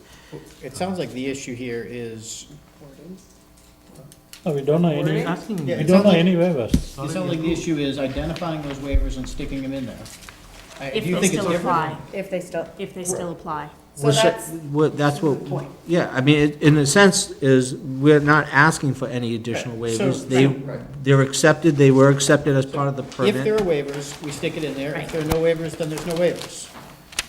I mean, there's no list attached or exhibit, it's just listed as part of the permit that was listed in 2004. I think there's gonna be some way, as town council suggested, is being able to make sure we tie in those lists that were identified, and we're willing to do, we agree to. It doesn't to sound that. like there's a disagreement here. It sounds like No. it's just a matter of, okay, well, let's Yeah. move on then. Right. An open issue only for purposes of confirming Yeah. and clarifying, yes. Yes, I agree with that. Okay. The next paragraph, paragraph 28, during the break, as Ed and I were reviewing this a little bit more closely, paragraph 28 currently reads that, in addition to all permits granted by this restated amended decision, the board hereby grants any and other local permits and approvals necessary for the development and construction of the project. We had agreed earlier this week in discussions with Dean that we would suggest striking and occupancy, because obviously that is something that comes from the building official, and we are not granting occupancy permits prior to this actually being constructed. We also think it's necessary to clarify that the building permits, since we've said elsewhere that we're suggesting that the building official confirm that everything is in compliance with this permit, we're suggesting that paragraph 28 also include the language at the end that says, with the exception of permits issued by the building official otherwise addressed in this restated amended comprehensive permit. In other words, the board is not granting building permits by virtue of this comprehensive permit. And if I could add, the building permit is issued based upon the building inspector's review of the plans for compliance with Massachusetts Building Code and for compliance with the terms of the comprehensive permit. My understanding is any and all local permits. What are those? So the whole idea of why we call this the comprehensive permit statute is you go to one board, and that board gets to act on behalf of all other local boards that would have jurisdiction. So if there were wetlands issues, you wouldn't be set to the Conservation Commission. You don't have to go to the Zoning Board of Appeals and get a variance, and also go to the planning board for special permit. Everything, the ZBA acts as a master local board, and that can issue any permits that those local boards have authority to issue. Could I make one clarification? Sure. to that? I believe if this had wetlands and the project fell within the jurisdiction of a Concom review, you would still need to submit an NOI, notice of intent. Right. The Concom would still have to issue an order of conditions. However, with a 40B, the applicant can request waivers from local bylaws, wetlands bylaws, environmental bylaws, whatever you want to call them, that exceed State Wetlands Protection Act. But you still need to get that order of conditions. There's no waivers at issue, right, Dean? Yeah, this is a non. It's a non-issue. It's a non, Move on. right. Right. We agree. The next significant change would appear in paragraph G, and this is condition 21 from the original permit that was carried forward. And again, this is language that we talked about in another location earlier tonight to clarify. At least 25% of the units shall be rented to households earning up to 80% of the median family income as adjusted for household size. And that would be consistent with what we recommended earlier. We agree.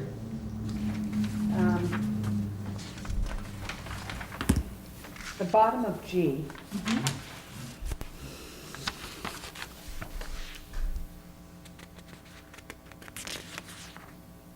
Affordable restriction shall be the longest term allowed by Yes. law. Yep. So that's also something. There was some conflicting language in the original permit as to, was the affordability restriction intended to be in perpetuity? Was it intended to be limited to a term of years? We think it was the intent that it be in perpetuity. But there have been, since this permit was originally issued, there have been some court cases that discuss what exactly a length of an affordable housing restriction could be. So the language that you see underlined here that states the affordability restriction shall be for the longest term allowed by law, but in no case less than 99 years, or as long as the project is not in compliance with local zoning requirements, whichever is longer. That's actually language that we've borrowed from the cases discussing the length of the affordability restriction, because the idea is that this is a project that, but for this comprehensive permit, multifamily housing would not be allowed in this particular zoning district. So as long as this project is not in compliance with the underlying zoning, that affordability restriction has to remain in place for whatever period of term that may be, or at least 99 years. Historically, 40B was in perpetuity, wasn't it? Yeah. This is- There were actually, No. there used to be limits to it, Yeah, they'd say as- 25, 30 years. The SJC Ardmore decision, which was for a project, 40B project in Wellesley, said that unless a specific term was mentioned, in some early 40B said affordability shall be for 30 years. If so, the developer got a pass after 30 years. Nobody does that anymore. So effectively, that SJC decision says that unless you go out and change that zoning to multifamily, that would allow this current use, 25% of the units must remain affordable in perpetuity. Can I ask one other clarification? So the rental is affordable units, right? So you will be start renting. So you will wait until 75% the original rent and then go for 25, or how that wordings? Yeah, that gets difficult with rentals because you're somewhat at the whim of locating affordable candidates. And it's a little bit easier when you're dealing with ownership because you might be able to phase or control as you make units available for sale. It doesn't work as well in a rental situation because you might wind up with the initial rush might be that you get more than your 25% of eligible renters in terms of the income requirement, and so that they could easily meet their 25%. People sign leases, people move in and move out. There might be some fluctuations that naturally occur.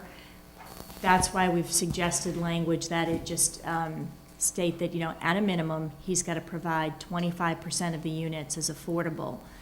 And that he's got to do that, make his best efforts. I don't think anyone is necessarily suggesting that he has to keep units unrented and vacant until he gets all 25% rented out as affordable. I'm going to disagree a little bit on that. One of the important requirements of final approval is that the applicant submits a lottery plan That's my question. and an affirmative fair housing marketing plan. As part of the lottery plan, the applicant has to identify 25% of the units as practical in each of the buildings. And the subsidizing agency will review those locations because they need to be distributed as practically as possible among all unit types and all floors in all buildings. Those units are going to be held and reserved for occupancy by affordable households. That was my understanding Right. of the lottery. Yes. Okay. And just to You can't make, best efforts doesn't work here. Well, yeah, that's, my concern is, If you can't find eligible applicants at the rents, you have two choices. You can continue to keep trying at those rents, or you drop your rents and you say $1,500 is better than, $1,500 is better than no dollars. So you can drop the rents on the affordable units, which normally leads to people renting those affordable units. It's the same thing with selling a property. Yes. You're not in between the, There's a maximum you can sell for, there's no minimum. Yeah. And you make a business judgment. And most smart developers will say, I'd rather get $1,500 than wait 2 years to get $1,800. okay. But you cannot, it's not a best, Yeah, got it. let. Carolyn, were you suggesting that there could be 100% rental at market rate? No, what I was Okay. saying was, and I thought what the question was, that we aren't requiring that the affordable units be rented first. So get them all full and occupied first, and then you can go with the rest at market rate. That they can be a filling of both at the same time, particularly if you might get an occupancy permit on one building first. Got You it. decide to start renting it out to make some income. nor are we, Right. would this permit require that for every 3 market units rented, There's one. affordable. Got it. So rented. you're not disagreeing it? No. No. Because you started that by saying, I disagree, but you're not disagreeing. Oh, I disagreed with the best efforts. Are you guys ready to move to the next one? Can we just There's no further, disagreement here among all of us. and we, just to further clarify, in the summary that we presented to the board as part of the application, part of the binder, we did submit a summary of the unit Yes. breakdown. And in there, we did identify the number of affordable units per building. Yep. So that's the intent, that's what the fair market, affirmative fair market in lottery will have. Another question. So suppose if a building or apartment 100, if it is designated as an affordable unit, will it stay as an affordable unit? Not Or necessarily.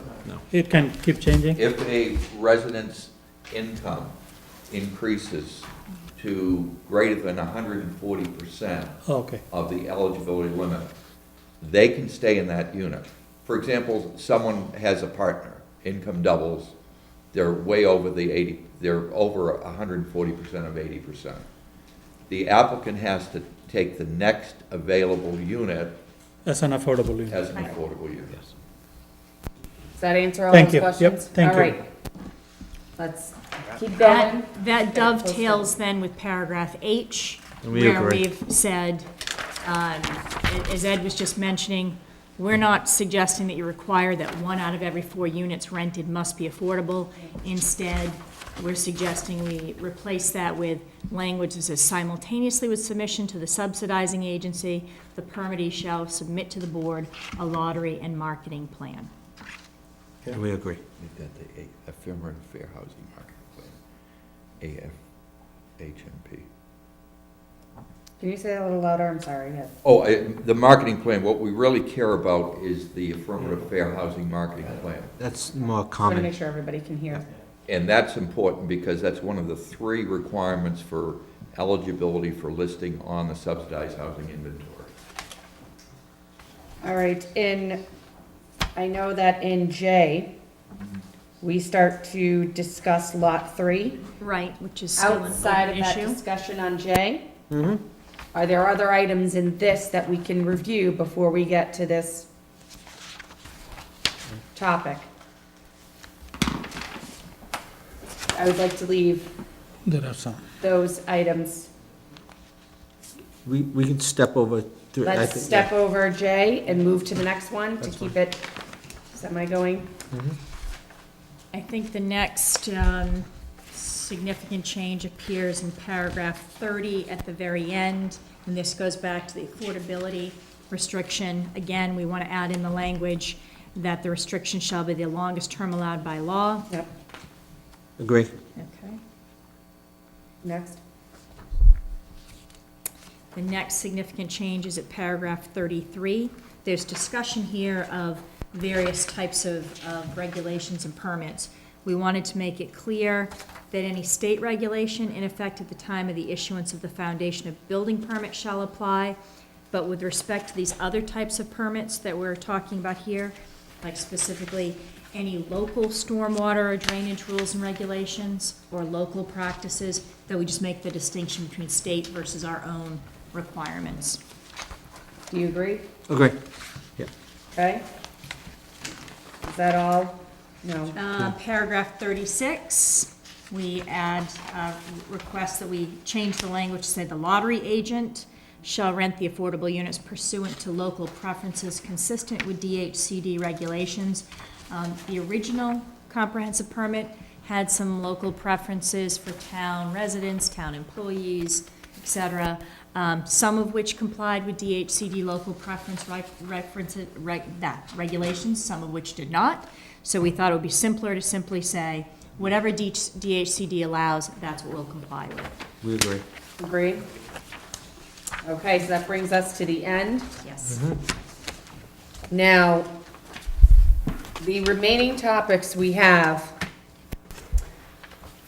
are to discuss Lot 3, the grading and drainage plan, and the retaining wall layout plan, because those are affected by Lot 3, and those are remaining on our list. Can I ask before one question? Before go to that? Number 6. Can you explain to that Paragraph 6. paragraph 6?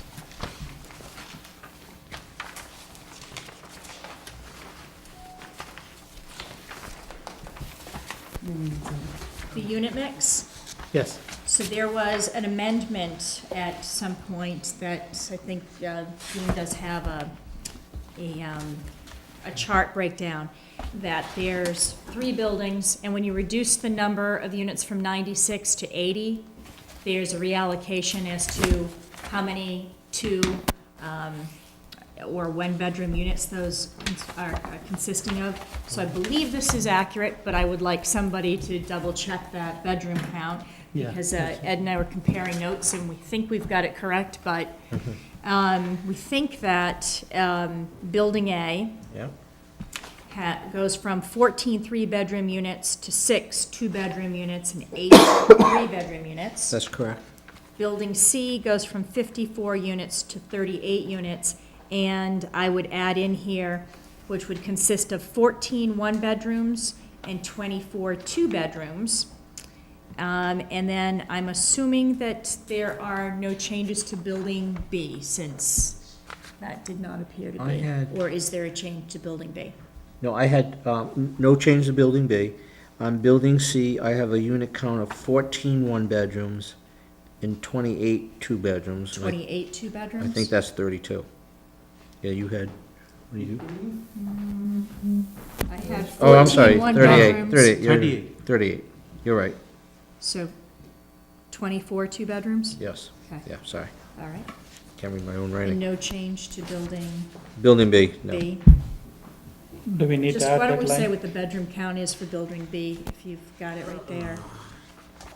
So you're gonna add in the bedroom count? We'll add in the bedroom count. What's the bedroom count for building We B? can add that in later, Dean. Yeah, I know. That's okay. No, There, yeah, We have all. 28 two bedrooms.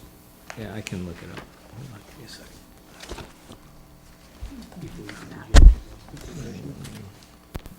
Building B is 28 two bedrooms. Okay. So building A is 22 two bedrooms? Building A is 14 three-bedroom, it goes from 14 three-bedroom units to 6 two-bedroom units and 8 three-bedroom units. Yes, Building B is, 28 two-bedroom units, that didn't change. okay, Yeah. and building C would be 38 units with 14 one-bedrooms and 24 two-bedrooms. Yes, that's Okay. correct. okay, and you'll add that We to will this? clean that up, yep. Okay, That was So- approved by the board in the, in the 3 meetings ago. yes, yes. Yeah, the number of, I mean, that's Just- done and gone, we're just Yeah. looking at the Yes. numbers. just Right. cleaning it up. All right, so, yeah, Quick question. On paragraph 29, that letter G, where at the bottom it says the affordability restriction shall be longest term, it's the same verbiage as in Article 30 at the end. Is there a reason that that same verbiage has to be in both of those? Yes, we want to make it absolutely clear that we expect the affordable restriction to be the longest period of time that we are allowed to have it in place. If we are silent as to it, it could be interpreted by the courts differently. But I think the question is, do we have to have it twice? Yes. We could look at So, that, yeah, we and can, if it can be I eliminated. mean, if it has to be It there, doesn't then fine. have to. Okay. Doesn't have to be Well, I'm redundant. not sure, there may be a Okay. reason for it to be Okay. restated, One but if is- not, so, Yeah. once is enough. I think 30 is explaining that when we provide the restrictions to the town, that it has that in the restriction that we'll get from the subsidizing agency. So I think, either way, we're fine with it. I think also to answer the question, we put it in wherever the permit as currently exists refers to the length of term of the restriction. That's where we put that language in. And I think it did appear twice in the original permit.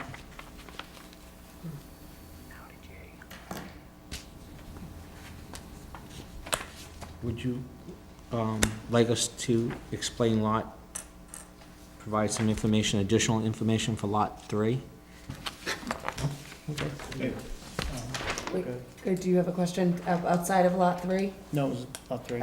Okay, so I want to ask you some questions to give us a 2-minute summary of your recommendations on what to do on lot 3, knowing that that would be a change, but the recommendations and why.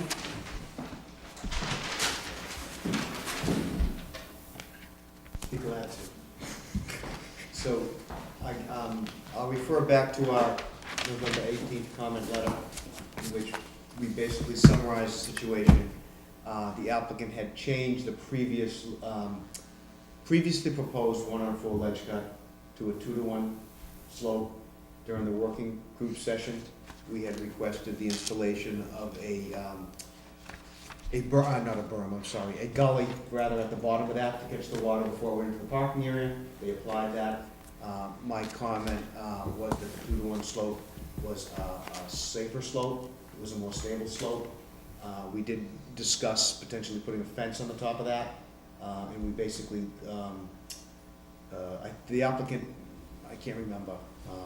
He said he would. Can I stop you for a second? I thought the fence was gonna be if it was a 4-to-1, not if it was a 2-to-1, because the 2-to-1 wasn't gonna be dangerous. I'm trying to, part of this is going from memory, so bear with me. I think we discussed it during the working group meeting.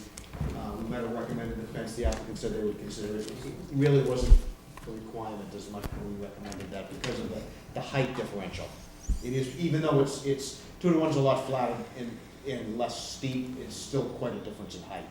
And if something To prevent kids or, Kids or if anything came down, it could come cascading down that hill, that's all, into the parking area. A tree, anything, anything falls off the top, that's all.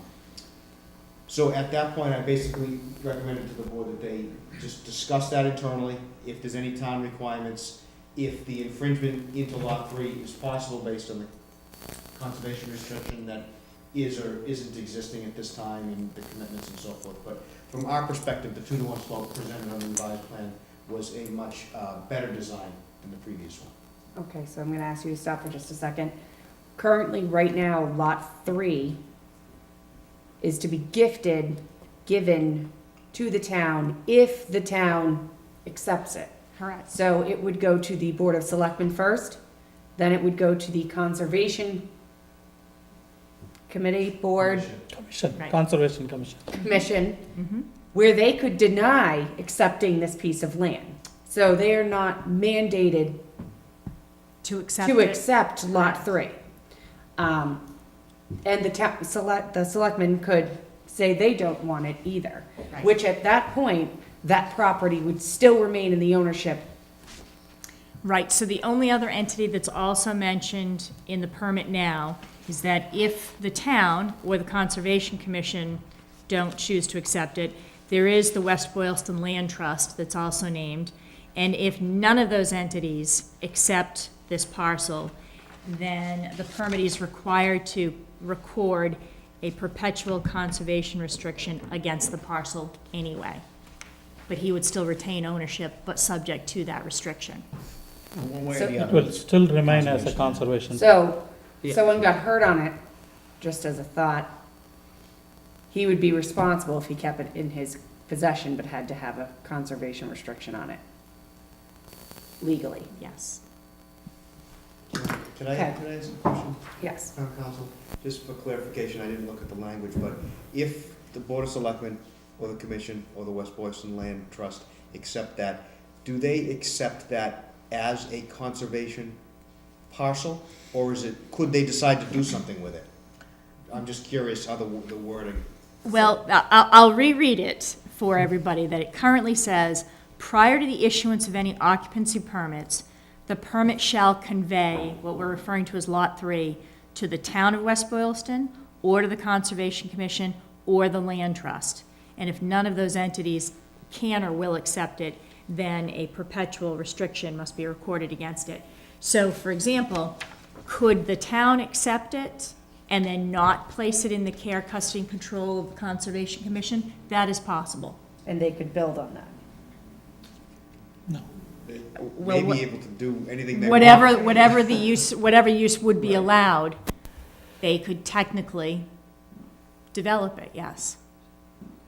I don't think that was quite what the intent of this paragraph. That's why I brought it up, because I agree with you, I don't think Because that was it- the intent either. But- It does say in the language, and I don't know, this is it says, such municipal entities cannot or will not accept the open space parcel. So, we weren't here 15 years ago, whenever this was, so I don't know if it was always talked about being an open space parcel. But it doesn't say it has to be accepted as conservation land.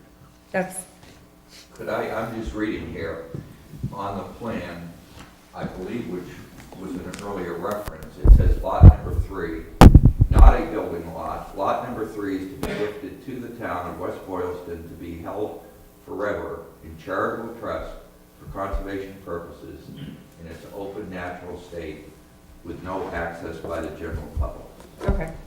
I just, The conflict, the original approved plans and the And permit this conflict. conflict with each And we're trying to other. clean it up. Yep, okay, so tonight, if the board was to recognize the 2-to-1 slope or have additional questions, there always could be conditions in that other boards might oversee or have input on this. Okay, I'm gonna open it up to anyone here if they have questions. I just Being want here. to know, did Mr. Benson and Mr. Whitkus go on that site? Yes. And I just want to know what their thoughts are of it. Charlie, do you wanna? Yeah, well, I think it should be left as open space. and the contractor should be responsible for it. I don't think that the Conservation Committee wants that land. It's just way up there. Oh my God, it's a beautiful sight from there, but that's about all. Do you have any input? Yeah, I think these are kind of two separate issues. We have this, so I'm gonna address what you just said first. I think, and this is, I guess, more of a question for Carolyn, we have the ability now to reconcile the confusion as to, we all agree that if the town doesn't want it, it becomes conservation land or held in, I can't remember how it's phrased. But there's this ambiguity that the town, at least in theory, because of this ambiguous language, could accept the land and then do something, put an amusement park on it. Possibly, right. In theory, Right. because that language doesn't say the town will accept the land and to be limited.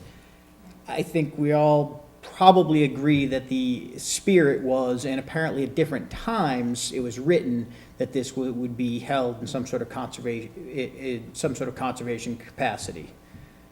Does anybody disagree that that is? If I can just make one comment, I think, I'll defer to town council on this, but I think that the written language of the permit would probably supersede that plan, because I don't think that plan, despite the fact that it may say that, I don't think it has any legality behind that. I understand.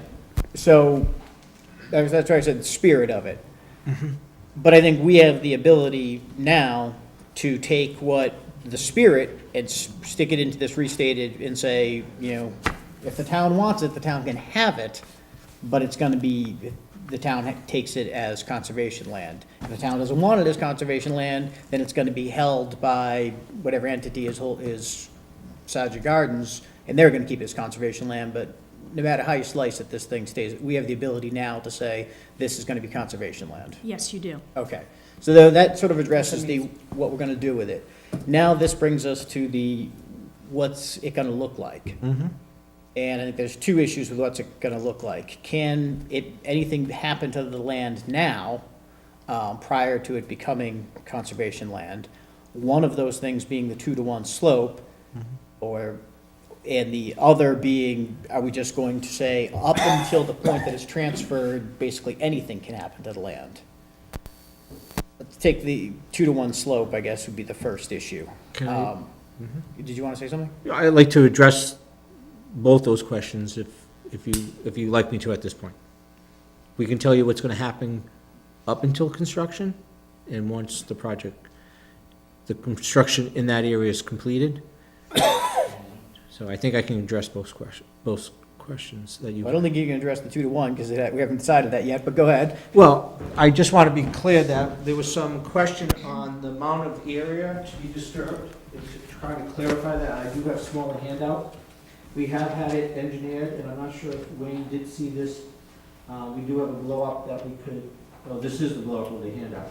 It basically, we have dimensioned it out as best as possible at this. Can I have you just come up so they can? So basically, we identified this is per the grading plan and the, I guess, retaining wall plan that has the grading on it. But we did further for this sketch, and we're not proposing a plan, this is just a sketch to be added to the permit, and if it's approved, is that we would limit the construction to this area. We noted that it's approximately 17,079 square feet of clearing and grading in Lot 3 prior to construction the contractor to properly state and maintain limit of construction. So as part of construction of the site, this is what we want to do, and we will have that attached as a condition of the permit. Can I ask? Go ahead. You would put up fencing, and then the building inspector for the town would be the one to monitor to make sure that the work being done on that site is not going farther than what is identified. Right. And then if, Okay. as a condition of the permit, we're attaching the sketch, and if we go beyond that, then we're in violation of the permit and the contract and the building inspector. Can pull the permit.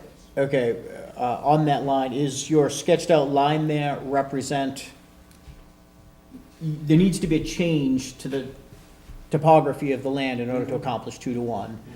The line that you've drawn in there, does that represent the boundary of where the 2-to-1 is? Or does that go further into Lot 3 than what the 2-to-1 slope No, requires? that's the limit of what we would need for grading for 2-to-1. Okay, per so- the engineer drawing. All right, so assuming we're on board with the 2-to-1, the area that falls within that 2-to-1 will obviously have to be disturbed because in order to grade it out. But anything on Lot 3 on the other side of that 2-to-1 slope will not be touched. Will not be touched, and we're willing to have that as a condition of the permit. Okay.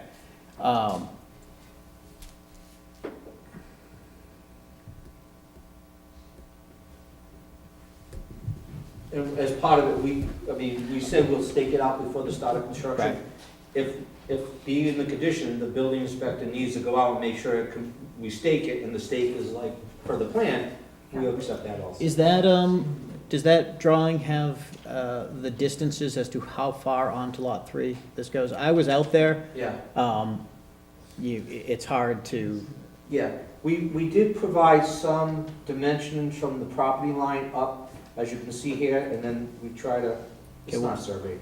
However, it goes 39.42 feet at that distance, and the longest distance is 80.16 feet. This has not changed since when you went out there into the prior submission. We've just identified the area to be disturbed, and then put some dimensions on it that we can reference for when we go out to the site and stake it. That covers all the building A, B, C, right? This is just behind building C and part of building B. It's only slope. This most likely will be done as part of building C. I think he had, if I can see that right, it looks like he's got bearings and distance. If I ask you, how much of the rock, there is a big rock, right? Yes, How much of the rock? we're disturbing 17,000 square feet of roughly a 2.5 acre. Half of the rock might go? this is why I brought my computer. Yeah, I don't know how much of it is rock. It's pretty heavily rocky. I got pictures. Can I show these to these? I have a question. There's a little footnote next to this paragraph. Town Council, there's a little footnote next to this paragraph that says that regarding Lot 3 to be offered to the town, the ZBA should clarify the extent to which any trees may be cut, or if the entire parcel must be left in its natural state. And if so, define whether natural state is the state of the lot prior to any development of this project. So basically, Lot 3 is in our hands. We can either determine whether to just leave it as it is, or approve what. So, hold on just a moment. So these are pictures that he's looking at here. Can you do me a favor and just hand them back to the people that are sitting back for me? Paragraph There's 3. 4 of them. Yeah, No, no, they're it's- different ones that he took. Okay.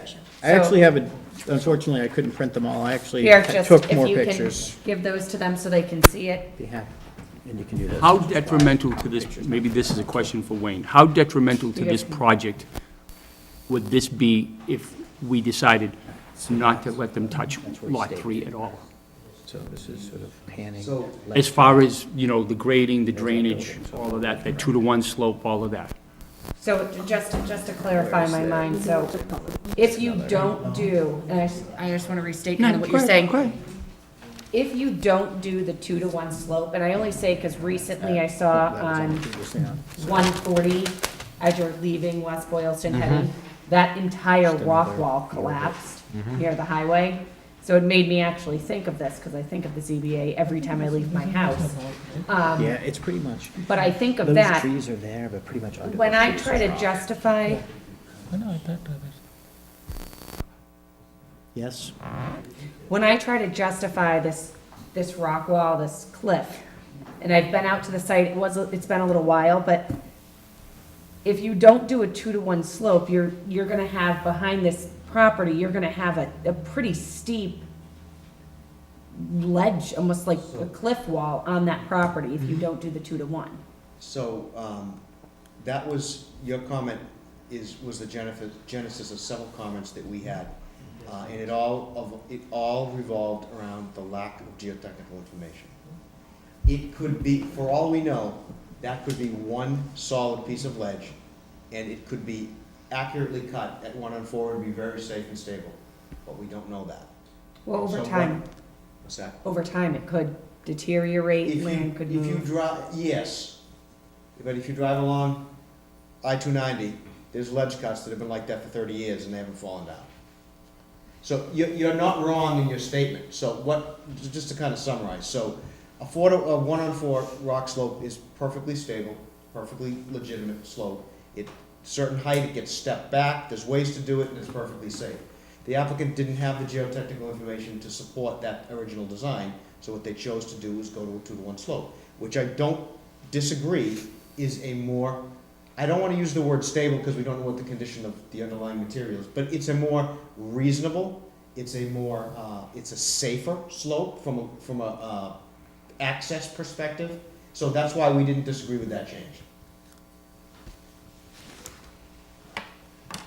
How much land is incorporated in just Lot 3? Approximately 2.5 acres. Okay, and how much of that acreage would be taken to do this 2-to-1 slope? 17,000 square feet. And roughly an acre is 42,000. 43,560. Yeah, 43,560. So maybe about a half an acre, Wayne? Less than half. About a third of an acre. But so you would take it to do the 2-to-1 slope, but you wouldn't touch it after that point. Right. Because it would then, anything can grow on it, it could mature. It's not like you're clear cutting it every year. No, we're not suggesting that it be mowed each year. It's gonna grow and be natural, you're just cutting, okay. I was out there with Mr. Ali. You know, from my take, the 2-to-1 versus the 4-to-1, it comes down to sort of a personal preference type thing. The downside to the 2-to-1, from looking at it with Mr. Ali, there are spots that are, you know, gonna have to take a fair amount of land cut down. Other spots, it's gonna be a very mild reduction, and the change would be minimal, at least, I don't know if you've been out there. But that was my take on walking out there. There are high points that obviously are gonna have to be lowered quite a bit.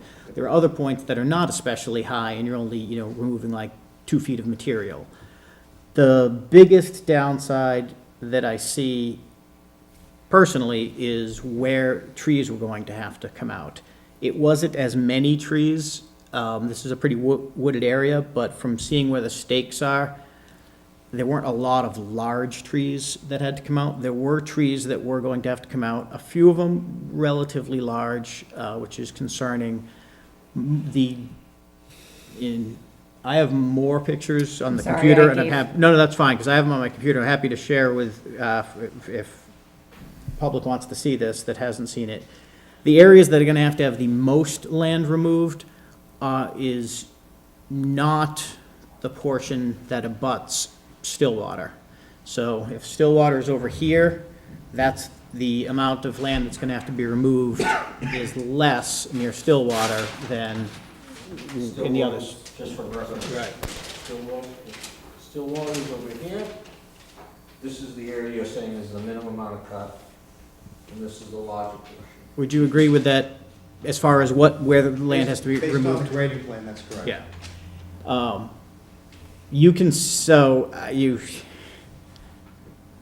I think it is, you know, like I said, I think it's kind of a personal preference thing.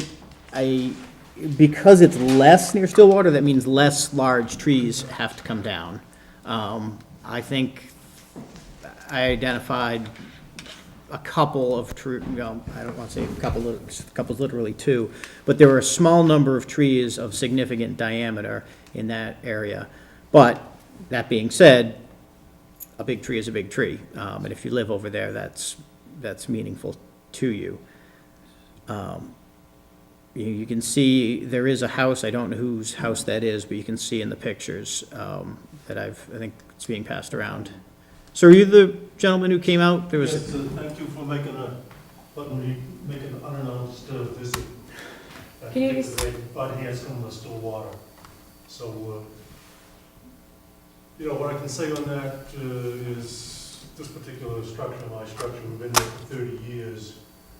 We're quibbling over a few feet. So we see whoever lives there is going to see this structure, specifically the buildings A, B, and C. I mean, if we take down, we already see it. You know, the damage has been done, but I understand the law, I understand Massachusetts, et cetera, I understand what I read in the newspaper. So there's nothing zoning wise, if, you know, you can put this paving driveway within 10 feet of the line, within 10 feet of the rock wall, an additional tree that far over, you know, is of little consequence. So I don't know if that helps. I'm just sort of talking wind, and I can't quibble with taking one more tree. Yes, I can. The damage has been done on trees. That's water over the dam, trees down the river. So, you know, we're so close that it's like I can touch it. You know, I live there by myself. So. Sure, I think your perspective on this is extremely important, though. I mean, as you said, the building is the building. You know, that building's going up. Where we're standing, we're talking now is that few feet. And so your perspective on the 2-to-1 slope or the 4-to-1 slope is going to affect you, you know, as much as anyone. Right, but that, again, now, the damage is done. Now I'm concerned about the effect of blasting. Again, somebody said here that particular hill is all ledge. I couldn't agree with that more. I'd like to take a tire axle or a crowbar and just reestablish that for myself, because I've walked through there. You know, in the heyday of that particular lot, snowmobilers went up through when we first moved there. They went all over that particular property, as did hunters. We actually had to call the West Boylston Police in the mid-'80s to get a qualification as to why there were hunters in that property. I mean, habitat is not quite the same anymore. The deer are not there. Not that we welcome deer, but my point with that is now I need to understand the zoning issue on blasting. I mean, I am going to have to do a before and after. I am going to have to notify the insurance company. I don't believe abutting properties see their premiums go up with this contiguous blasting issue in Massachusetts. Maybe they do, maybe they don't. I'm on the learning curve on that, but I am, as a homeowner, required now to take a before and after if I get the notice in the mail that there is going to be blasting. So, not to be long-winded, but thank you that day for making the unannounced visit. I thought you were somebody else. In fairness, it was announced. We announced it at the meeting. It would be there. I don't want to see. I was like, did he go to your house and knock on your door? Ask for coffee. Visit, I thought it was him then. So I have a question. Are you blasting? It just in thought, would the goal be to, Wayne, would this be a normal blasting situation? Or I can't imagine that's. I think the applicant stated that his intent was to do ripping. But I mean, it's certainly, depending on how easy or hard that is, blasting is certainly a possibility if necessary. But there are state requirements for blasting. I don't know exactly. You can't just go there tomorrow and. The fire department, No. state fire marshal control Fire that. marshal. There's a specific plan, there's a pre-blast survey of all the surrounding residents that's required by law. I don't know the details more than that. Let me ask you this. The legal requirements of blasting, putting aside for a moment, if it's a 4-to-1 slope, is that likely to necessitate more ledge removal and therefore more likelihood of blasting? If we were talking about the original design that was proposed, a 1-on-4 slope. Yes. That would necessitate, in my opinion, based on my experience, what they would do is they would pre-split it, so they would drill and then they would blast. Okay. There's no other way to really get that off. Okay, so what I'm trying to get at is the 2-to-1 slope, the goal is not to blast, but may have to. That's just the way it is. Yes. But the 4-to-1 slope, based on your visual observation of the land, there would be a greater likelihood because there would be more ledge that would need to be removed. If that area is solid ledge, this all goes back, as I stated, we don't know what the conditions are under there. I think the applicant's assumption, based on visual inspection and maybe some information from the previous developer or whatever, was that that was a rock slope, so that's why they had proposed. Let's assume it is. Yeah. Because if it's not rock slope, then neither case is they're going to be blasting. If it's not. So let's assume it is ledge. If we assume that it is ledge, is the 2-to-1 slope likely to require more? Yes. Or the 4-to-1 slope going to require more? 1-on-4 is, so here's a 1-on-4 slope, here's a 2-to-1 slope. 2-to-1 slope is gonna take up more trees than the 1-on-4. But, not more trees, more blasting. Blasting. Which one is gonna require more blasting? I can't answer that. It really depends on the geological condition underneath. The ZBA is basically going to make the final determination on what's going to happen to Lot 3, correct? Yes. Okay. Would it be fair to say that maybe we should, contact the town, specifically the Board of Selectmen and the Conservation and the West Boylston Trust, to see if in fact they do want the land? And if they do, do they want it left in the same state that it is now? I mean, before we make a decision, I mean, I think that that's important. Because if we say, yeah, okay, go ahead and do it, and then all of a sudden they say, well, why did you do that without contacting us? We were interested in that land, but we wanted it left, because it says right here that we have the right to leave it in a natural state, So I just want to make sure that, Well, I think it's up to us, and my take on that is, I think natural state is better than some possibility that the town wants to build something there. no, they can't build anything. It's a non-buildable, No, it's a that's not non-buildable true. lot. That is not what Yeah, it but- In says. theory, they could. But can we put the restriction Yeah.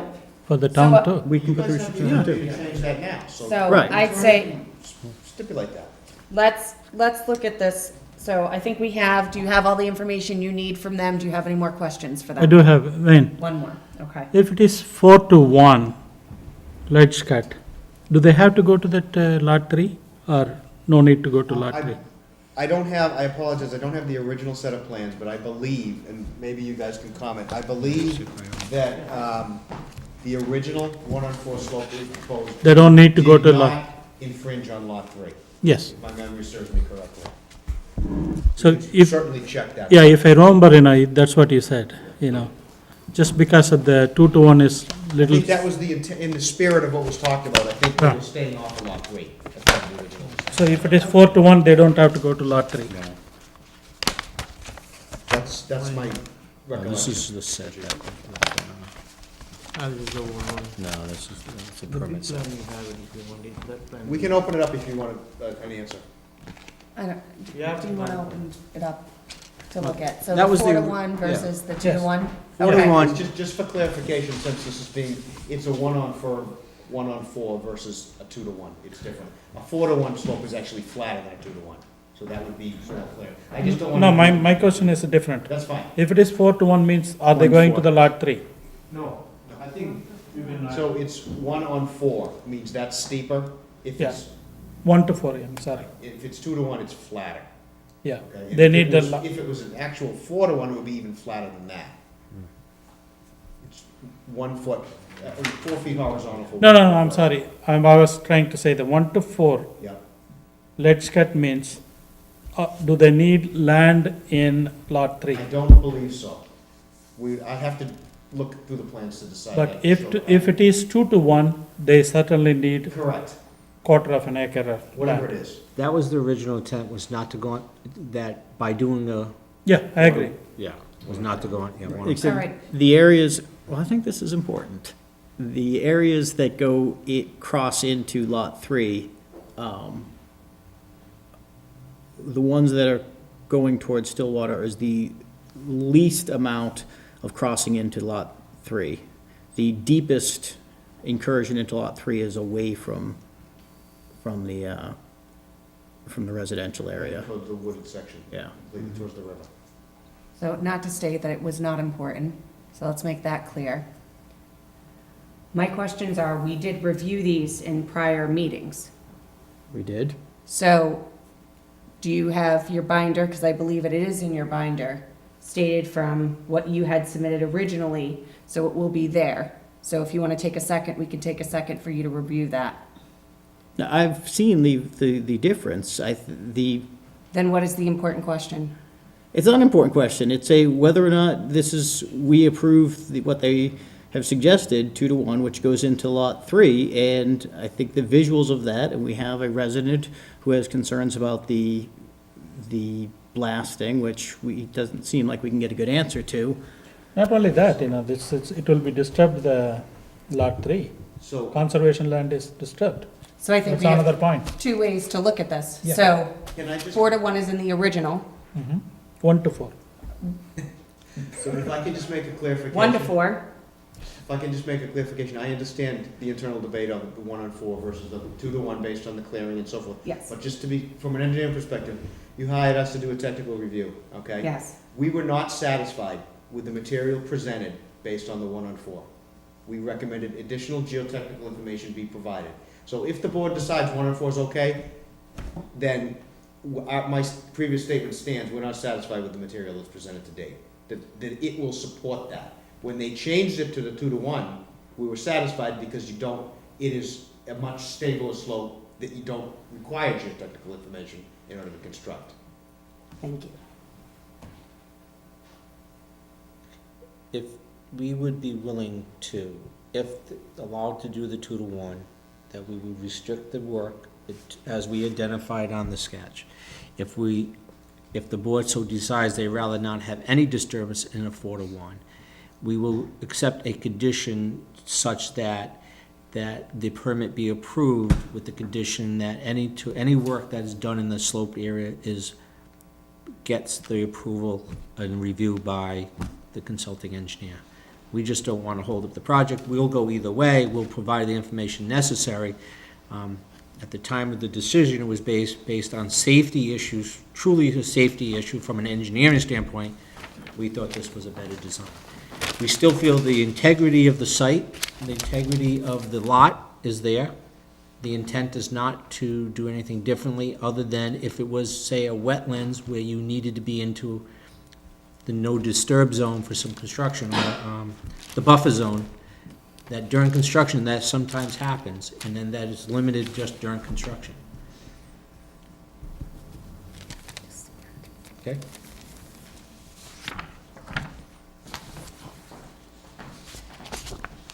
Ed, any final comments? I have not seen the site. I grew up in Quincy. We have quarries in Quincy with 1 to 4 slopes, and they're dangerous. And I would suggest you evaluate the alternatives in terms of safety. And this gentleman, who's perhaps most impacted, said the water's over the dam. The big impact is Building C. The good news with Building C is it's gone from 4 stories to 3 stories based upon the reduction of units from 96 to 80.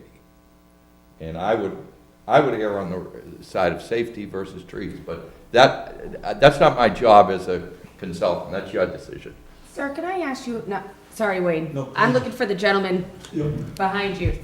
So your house, so I was on the site, you have the blue house. Gray. Gray? Cape Cod gray. Okay. Yeah. Maybe I'm blind. So is your thought, and I just asked you, is living there 30 years. 30 years. 1985. You're already impacted. There's trees that have been removed there. Your thought to the slope and cutting in to make it safer for this area, is your thought that, he mentioned there were 2 big trees that could come down farther and the ledges? I only identified, Mr. Benson will agree with me, one small pine tree that had a red tape around it. And you asked me that morning if I had an objection to that tree being taken. I assumed it was just the one pine tree. So, I mean, it's hard to measure the impact. I think the whole development is still recovering from how rapidly all of the trees in the periphery were raised. So that it's an open space now is a little consequence. It's part of life. He looks out one way, I look out one way, they look out one way. So it's a big open space. That it's so close, I mean, the zoning laws allow that. And I've measured it down here at the corner, where there's 10 feet, there's roughly 10 feet. This is the corner of my property here, if I can come up and do this. There's about 10 feet here. So we could not put a garage on this side of the house because because the garage would take us over this 10-foot line here, so as a result, it was turned down back in those years. So it's just so close, I can't describe it to you any better than that. It's like popcorn and soda in a movie. I mean, yeah, both, they're very, very close, you know, it's a way of life. So, does that answer the question? I don't know if it does. My concern now is blasting again, because I don't know the zoning guidelines, if you can blast that close to any structure in Massachusetts. I mean, we're talking 25 to 35 feet. That is a no-brainer that Hanson has to go and take a picture of his foundation on that side. So my concern is the safety of kids. I've had kids in the school system, so when I think of all the kids that are going to be around the periphery of that park, anything that you can do to guarantee their safety from the slope, you know, you don't want them going on a tricycle downhill and out onto 140. You don't want that. You don't want them bouncing off of a barbed wire fence where there's a basin there, or not a barbed wire, but a chain link fence. So anything that can do to guarantee the safety of children, I don't understand that language. 2 bedrooms, 3 bedrooms, to what extent you allow a lot of young children in a project like this, whether you do or you don't. My paramount concern is safety. I can't describe it any other way than that, as well as disabled kids with their access, disabled elderly people like me, 70 years old, almost. So safety is my big concern. I can't imagine any kids will play, kids will be kids, they'll be up on top of that ledge and going into the woods and over on the Hansom's property, and I have no problem like that. If you saw Gran Torino on the wall, number wall, Gran Torino, you know, the next door neighbors will welcome. I have no issues that way. I want to be a part of the neighborhood. So if I understand you correctly, you're thinking, yeah, trees are of little consequence now because the damage has been done. We need to move on to safety and the integrity of existing structures. so having something that's safer so that people aren't climbing on it, falling down off of it, is what you're, okay. The fence is not going to abut me, that's my understanding. But And if there was a 2 to 1? 2 to 1. 2 to 1? You'd put a fence at the top of it, I'm guessing? there's the Dean? other way. I spoke about that, Dean? we talked about that. I thought I saw it on the plan, but I don't have the plan in front of me. I'm not I don't see a positive problem. it was carried through. I thought it was the 1 to 4 4 that was was the the fence, because that was going to be sharper and less safe. So since we have everyone here, Mr. Ali, We do have 2 to 1, fence. 4 to 1, still a fence? Very simple. Okay. I feel It's already on the plan, I just It's on want, the plan? I want to verify, I saw a wait. fence on the plan. No, 2 to 1, no fence. If a rock is coming down, the fence is not going to help anything. No. Where is I the- understand. Where is the rock? Where is the rock? There's a huge ledge. Yeah, it's not going to Identify the fall. fence somewhere. Certainly not. When you cut the rock, then it will fall. That would be If the, it touch- yeah. that would be the 1 to 4 if he cuts. No, 2 to 1, he will be Yeah, but cutting. if he's gonna remove it, but it's gonna be a very gentle slope. If he doesn't. I just want, if it's on it, we'll agree to it, but if it's already on the plan, I just, that's just 2 to around it. 1, he will be touching the rock. Look on the site plan. I think he's touching the rock either way. No. If it is 1 to 4, the lot 3 is untouched. Do you think that if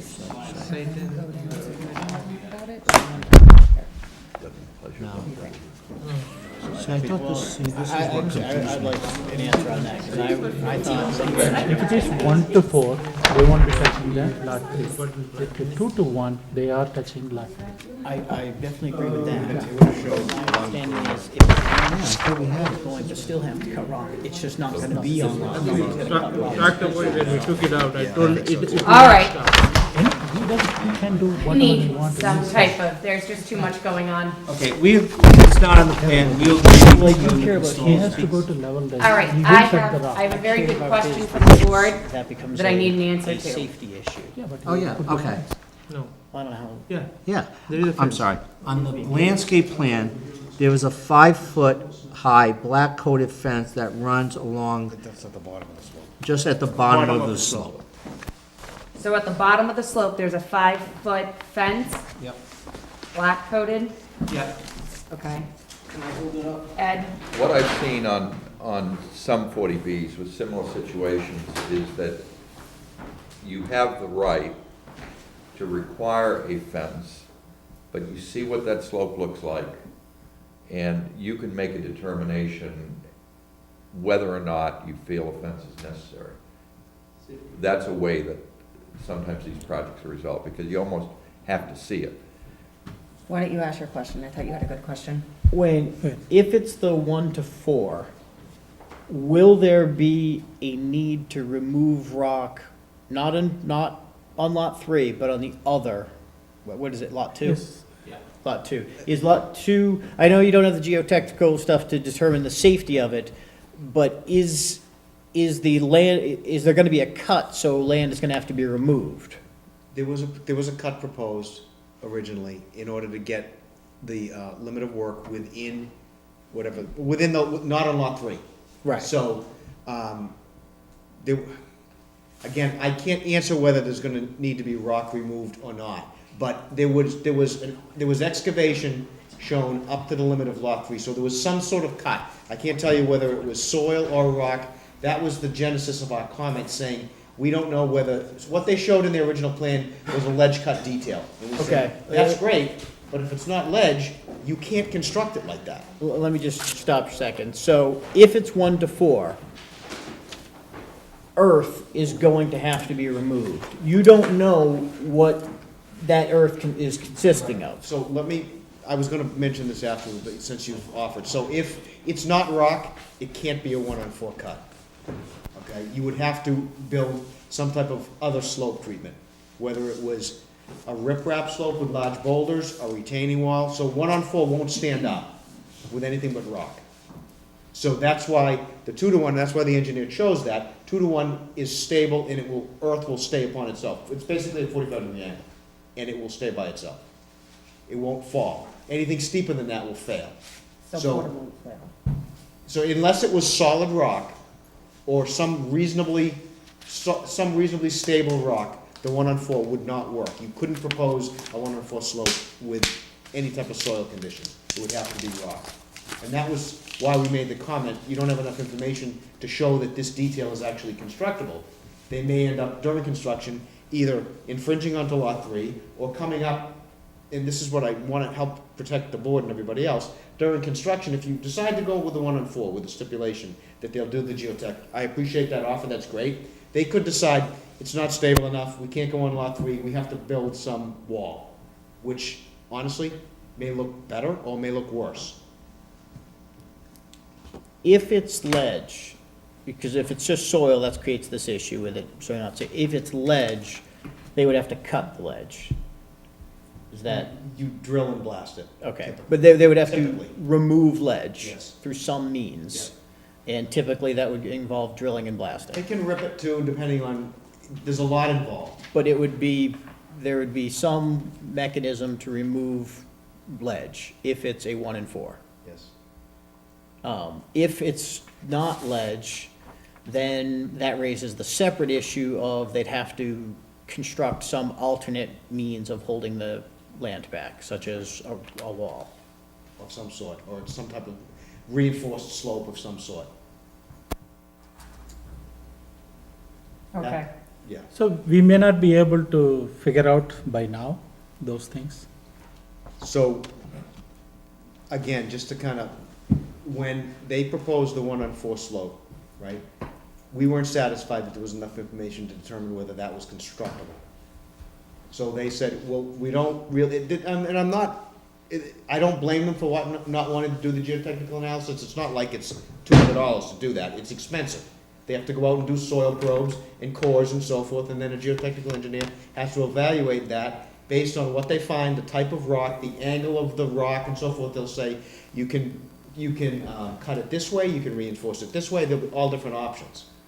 So they chose not to do that, or they didn't have the ability, whatever it is. And so they said, we're not gonna do that, we're gonna just propose a 2-to-1 slope. They may end up having to cut rock to propose that 2-to-1 slope, who knows? But the point is, it's a stable slope, and you really don't need geotech information to determine whether that's stable.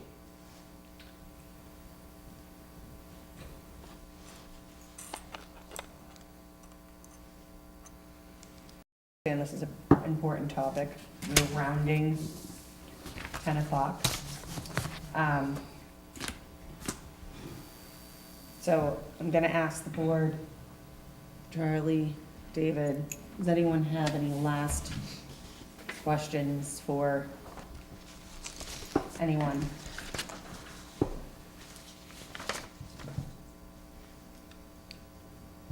Do we have to vote on that tonight? It is one of the, well, it affects two of the items that are on the agenda tonight, which is the retaining wall layout plan and the grading and drainage plan. Now, we can look at these plans and vote on them with conditions about the slope. But those are two things that either we would need to request a extension on, and it would be an extension from 2 prior meetings.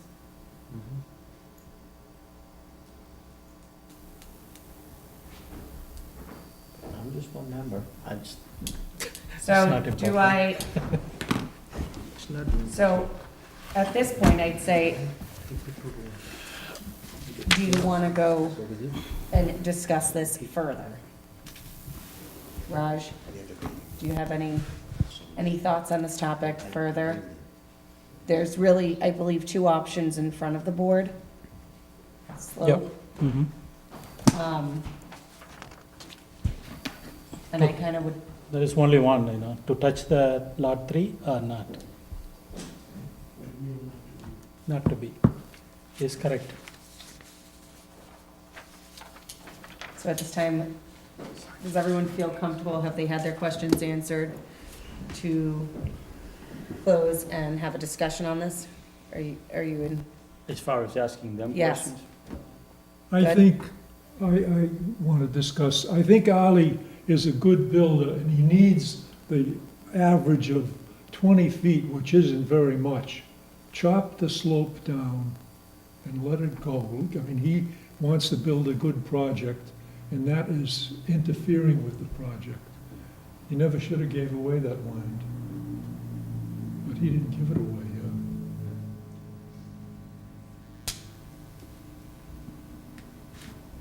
I've actually been rendered speechless. Can I just like to add too, that that line was part of the original the subdivision approval not required plan. That was arbitrarily set. That I don't believe as part of my understanding of the original piece of property, that lot line was there. So there can be some movement of the property line to run along the disturbance line. If so be, and the rest of lot 3 can be then deeded over to town with no disturbance from this point on. So basically, you can file a new A&R. You can file a new A&R plan. Ed, can we hear, as our 40B consultant, can we hear your recommendation on this and how we should proceed or move forward, just to listen, not that we'll accept it? My recommendation would be to err on the side of safety and do the gentler slope as opposed to the more dramatic slope. I just think overall that that's a safer bet. I think in terms of again, I haven't been to the site, but that would be my recommendation. But again, I'm here to advise you on 40B general matters. This is not a 40B matter. But being someone that's been to involved in a lot of these different hearings, do you see this happening often? Have you any other towns that you've worked with? Well, yes, and the fact of the matter is, this is the applicant's land. I think the language in terms of deeding it is gray. I didn't see anything in the language that said it had to be deeded in its natural state. and I think that's a gray matter. We might want to hear what town council has to say about that. If there had been specific language that said, can't touch it, you gotta give it to us as it is, that'd be one thing. I don't think, whatever I've seen didn't say that. Okay. I'm satisfied with that response. At this time, I don't have any other questions, if anyone else on the board, John? If it's 2-to-1, given that it's ledge, I'm not sure how much you could do this, would you be willing to try to replace the trees that have come down? What type of I mean, we obviously can't replace what's. Not every tree, I don't know, let's. But we can't replace the same size. Oh, no, Okay. but something that could Yes. grow into a, Yes. no, you're not gonna put an 80-foot spruce. All right, just one, okay. Yes, we would be willing to accept a condition that we number it. I know Mr. Hanson said, a few trees isn't, the biggest thing, but I'm of the opinion that any trees you get Yes, would be better. If I could speak for 2 seconds, I thought that was a given, that we were gonna put replacement trees around the perimeter of 40B. They don't show on this. Well, we're talking just, you're talking the new. I'm talking, there's the landscape plan, but then I'm saying, in addition to the landscape plan, where this land would have to be removed to achieve the gentler slope, and you saw some of the trees that would come down, Yeah, put trees back. yeah, you have, somebody that's degree that has a recommendation of what tree is gonna grow there. I mean, again, we're talking very acidic, pine tree type of soil acidity. So So once it's you get gonna- that established, something's gonna grow, well, that does provide protection visually for anybody that's gonna live there for the future. We can work with whoever to get the, go ahead. One thing I've seen is boards take a look to see who's most impacted by the development. And to the extent where, if the abutters are willing, and if it had more screening benefit, rather than plant additional trees here, you might have some strategic trees planted on Close to their the land? abutters, Or so even that on it. they might have the most screening, if that's That's- something that's desirable. So, all right, we have 2 abutters here. Do you have We have three. 3, excuse me. Three. What are your thoughts on that? Yeah, I don't know if that's a friendly amendment, but I think in looking at the layout of that land, would be a nice concession, because I know for my house, I'm certain when the leaves are down, there was mention of the reduction from 4 stories to 3. To me, that's a small consolation, because I'm sure I'll see a 3-story structure. But if some accommodation could be made to put more of a buffer of trees, some vegetation that would represent a visual barrier to like the Stillwater section, is there room in the plan to accommodate that? Well, I think what was just being discussed, or I won't say necessarily proposed, but where this big open space that is currently there is got a lot of ledge, it's gonna be difficult to grow trees there, if they take out the land. So an idea that just seems to be floated is to put trees not where the slope is gonna be taken down, but closer to your property. Understood. So on that 10-foot, where that's coming over. Maybe even on your property if that's what you wanted. If you wanted a big tree on your lawn. I think Bud is more impact. I mean, you're right on the lines and So- you guys, yeah. So is that do you think that would be a compromise that would be acceptable to I kind mean, of it's the hard barrier? it's hard to argue against safety considerations. I don't like the idea of disturbing what's known as, it's preservation land, and once you start ripping that out, it goes against the spirit of the original language. But it's tough to argue with safety considerations, but I think there's a concession that some more trees could be put in toward the Stillwater side. Can you just bring that over to them? So, all right, so I think that might satisfy some Yeah. needs here. So, Dean, where do you stand on that? do you still, What we did, already screened it, yeah. This is still water here, and this is where the house can be seen. Yes. We have screened it already. Yeah. How big would those trees be that are depicted here? 5 feet. That's here. It's close up to 10 feet. Got 30 of these, 30 of, trees, and which we have 1, 2, 3, 4, Yeah. 5. See, because Stillwater is up above this development, so we're still gonna.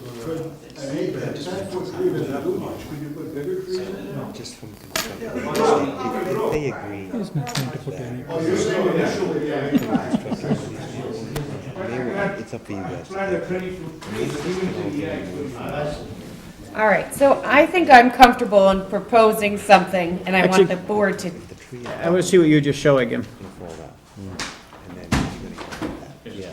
You may wanna just, is that what we have here? It is. if they're gonna agree to certain, or a little bit more, agree to a little bit more. Yeah. And then you can build a 5 or 10 foot platform on the top. Yeah. So on the top. Okay. So this is, I don't have that number right So- now. Yeah. Maybe they could. this is Stillwater, okay, so the plan is to put trees Black ones, here. these are gonna be 10 foot. But lot 3 over here, so I When they're think, planted, those would are you be 10 willing feet to put tall. some trees there? Within a year, the Around. trees are gonna fall down. We're not going to disturb it. And then everyone will be after you. Okay, well, so what about like right here? Well, it's That's the kind of, ledge. it's, Extending yeah, the trees right a around little bit here. This is Stillwater, Hey, you so take this some is the trees out of smallest here. area they're gonna cut into. need it. Here's where they're gonna make the big cut, so instead of planting here, they'll plant it here. And this is where that's where this gentleman's house is, right He's up right, here. he's right here. Can't spare a few extra trees? It's a few trees. So how do you want to go with this? You look white to me. So we're looking at, So this is his home right here. So this is his house here. Here are the trees that you're putting in. Yeah. So they're not affecting his home. So that's why I think we need to make sure. That's here. right, but there's also houses here. I'm gonna bring that up. Not that can be seen today, because there's land here. The house he's affecting. Oh, no, you can see the other house too. I've been there twice. And I can show you on the photograph the house there. In the fall, you can see one more house here. One more house here? So you're putting these here where that house would be? Yeah. Okay, put 5 more trees here. Done? Okay, we're done. Okay, so we're adding 5 additional trees to the 30, 10-foot trees. We're adding 5 additional to that as a condition. Of the 2-to-1. Of the, Goes towards Stillwater. go, and towards the Stillwater line. So, on the Stillwater line, so if, as a proposed, if there's a motion, going with a 2-to-1 slope on lot 3, with the condition that there would be, I think he said originally, he has on that plan 30 trees. Yeah. On the Stillwater line, adding an additional 5 trees to cover the last couple feet, or 5 or 10 feet, and they're 10 feet tall, which I know that's, they'll start as 10 feet tall, and they'll grow to whatever they are on that side. So that's one condition. The other condition is that the land is marked off, and that you will not go past whatever that marked off area is during the construction of this land, and that would be monitored by our building inspector, and if you do, he would pull your permit. Good on that? Yeah, could we just have the wording that the roughly approximately 17,000 square feet with an area to be adjusted for safety reason? Wayne and I were just talking about, if we're coming up close to a tree, we don't want to say, oh, the line's here, and you cut the root of the tree. So we want to be able to have some wiggle room in there. So from a safety aspect, so if the 2-to-1, let's say the whole area is wooded, 2-to-1 slope, I've seen this many times, that's why I'm bringing it up, to protect, from talking about safety so much. If they clear right to the base of that tree, tree's not gonna fall down right away, but a year from now, it will. If you allow them to maybe clear 5 or 10 feet beyond that for safety aspects, then that crest of the hill will be safer, and any vegetation that is alive up there won't die and fall over the top. We're gonna try this one more time. So the proposed is a 2-to-1 slope on lot 3, with the condition that it would be 17,000 79 square feet of clearing and grading, with the understanding for safety purposes that they will be allowed to go 5 feet. I don't know a tree up there that's longer or bigger than 5 feet. 5 feet's reasonable. That's fine. 5 feet. After this is constructed and done, it'll be staked off. You will not work past that area or do construction. You will also afterwards put a 5-foot fence around that 2-to-1 slope so that people are not going up there. I know you. It's On per- the bottom of it. Per the sorry. plan, per the Per plan, the plan, on the bottom of it, a 5-foot black Vinyl fence. per the plan, vinyl fence, per the approved plan.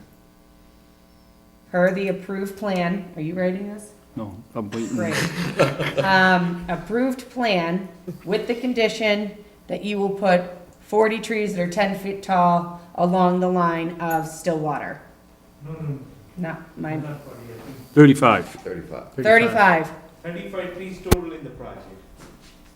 How many we have? And you have 10 right on the boundary here. We have So 10, we are adding 5 more, 15. 15. 15 Yeah. 10-foot trees on the boundary that's currently open going down Stillwater. Yes. Just to be clear, those are additional, they're not coming from somewhere else. Additional 5. Yes. Yes, you're gonna leave the rest on the property. Yes, for the additional other 5. neighbors in front. Yeah. Okay. Those evergreen, could I just ask, what kind of trees are those? Yeah, Norwood spruce. Okay. Are Norwood spruce good? Yeah. Everyone's happy with that? Okay.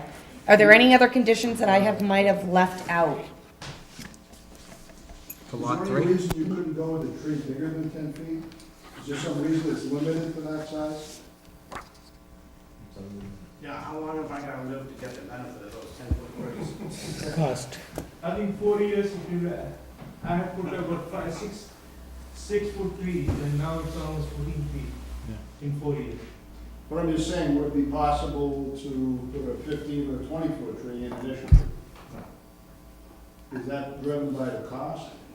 Or You is would- it not It's possible? very difficult to plant a tree that big and have it live. Hold on, what'd you say, Wayne? Wayne's got It's very difficult to plant a large tree like that and have it live.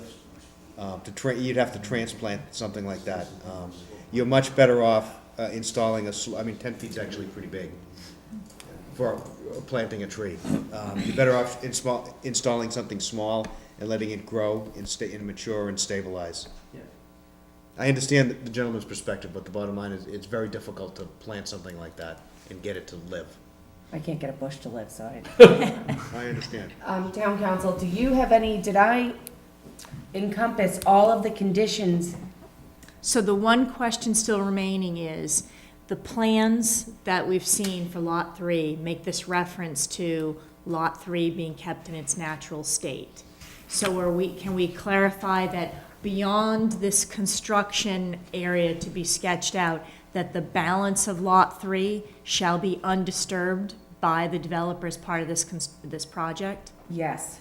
And then after construction, that sloped area will then remain in a natural state, or the natural state that it finds itself in post-sloping.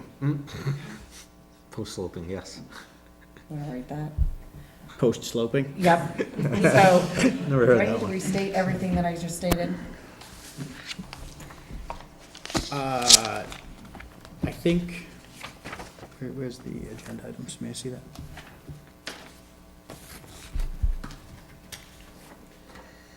All right, so we do May I? have two, yeah, go ahead, it's all you, go for it. The matters for discussion and approval tonight were the landscape plan, photometric site utility, retaining propane. We've addressed, well, we haven't voted on the last one, but we voted on all those. We seem to have reached a consensus on the slope issue. What I want to do is put all of these things phrase it appropriately so we're capturing what we voted on tonight. So you're saying we're approving the 2-to-1 slope is not real good language. So you've got a plan. I want to say approve that plan so we can have a specific thing we're citing, and then we can add the conditions we just discussed on that. That wasn't as much a statement as how do you want that phrased? Which documents do you think it is appropriate for us to reference so that vote sheet says, we've approved the photometric plan on, Yeah. If you approve the grading, it's referenced as the, Grading and drainage plan? Yes. With the following conditions? yes, Okay, so, and the retaining wall layout plan. so can we do them? Yes, yes. So, town council, just to clarify, because John brings up a good point, in the grading and drainage plan is where we'll mark these conditions. Do we have to restate those conditions also on the retaining wall and plan layout, or is just one sign? I've already heard you state them, so we're good. We're good? Okay, are you writing this down? Yes. Trying to. okay, so this is great. So, on that, do I hear a motion to approve the grading and drainage plan with the following conditions? The 2-to-1 slope on lot 3, the remainder of lot 3 kept in its natural state, no matter who it's owned by, a fence at the bottom of the ledge that is black vinyl 5 feet, 15 10-foot trees on the line of still water. I have 5 feet. We are adding 5 trees. 5, where an additional 5 trees to the Existing plan, 10. the existing plan that are 10 feet tall. And to keep that slope after you clear it and you clear that land, to keep it in its natural state to go along with this project, nothing else will happen to it. That the limit of work be staked. The limit of work be staked and monitored by the building inspector, and everybody they'll all watch you too. Can I just ask on that, are we actually going to, you had a slope plan earlier, are we gonna be asking the board to approve that plan? So we can just refer to that demarcation? Yes, this can be done. It Might be easier to just refer to that specific plan as the, Yeah, no, I think that's what we want to, that's what I was saying, for all of these, I'd like to be able to refer to something saying, we're approving Plan X with conditions A, B, C. Yeah.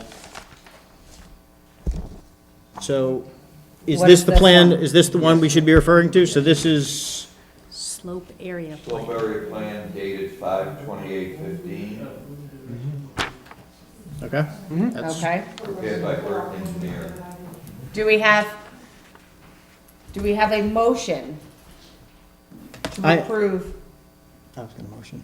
You can stay. You motion. I move that we approve the slope area plan dated 5/28/15, prepared by Burton Engineering, with the conditions previously stated, which I believe town council has recorded. Do I have a second? Yes, second. All in favor? Aye. Aye. No. No? No. Yes? No? Yes? Yes. No? Your call. Your call.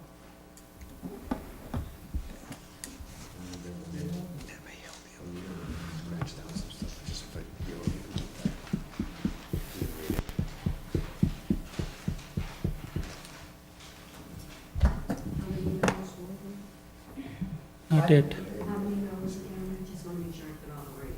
I haven't answered. Thank you, Toby. No pressure.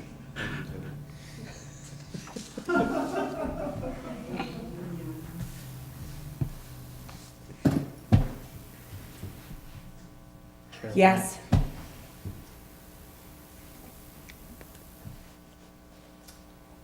So can we read them off again? So we have 2 noes and 3 yeses. We've already, we already approved the landscape plan, photometric plan, site plan, utility plan, and propane and water plan. What I would like to do is just to, we voted on it, but just make sure we're using common language here and referring to the right plans. So could you identify So we, just make sure that we're, I don't want to come back next month and be like, oh, no, that was planned. Yes, the plans that are listed in the amended permit, I also got handouts, so. The restated permit are the plans that we are discussing here tonight.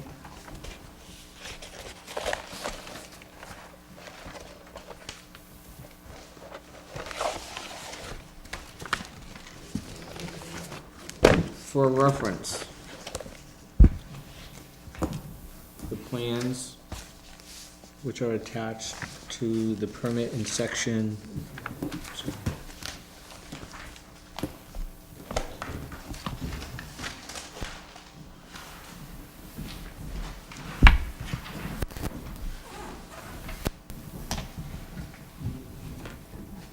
can you refer to this? Those are the actual date.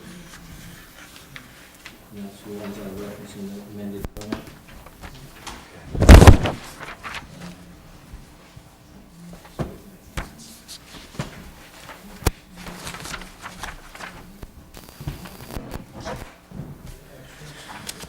Yeah, I'll leave the town. Thank you. Same one I sent to you earlier, but- Does that work? Okay, so I'm just gonna announce these just to make sure that we have a meeting of the minds on this. Yes. So we approved the landscape plan, and when we approved the landscape plan, we were referring to the landscape plan, final revision date 12/15/2015. It's landscape plan revision number 7, Burton Engineering. Yes. Okay.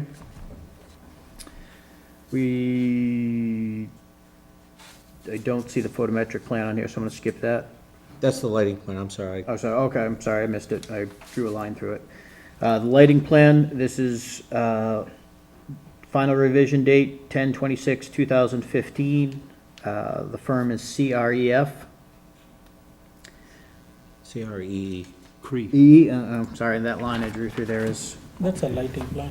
yes, that's the lighting, also known as photometrics plan. Site plan,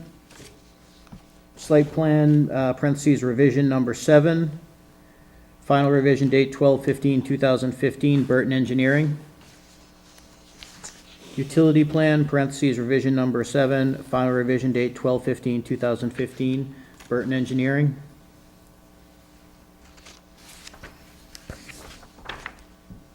Utility plan, parentheses, revision number 7.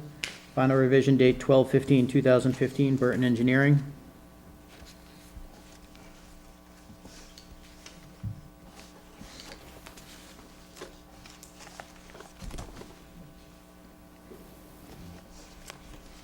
Retaining wall layout plan, We did not vote on that.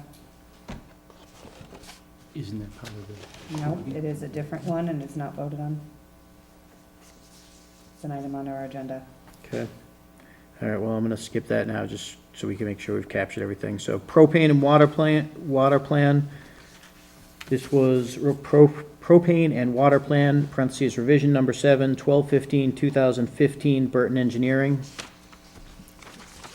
Grading and drainage plan, and this is the 2-to-1 slope plan.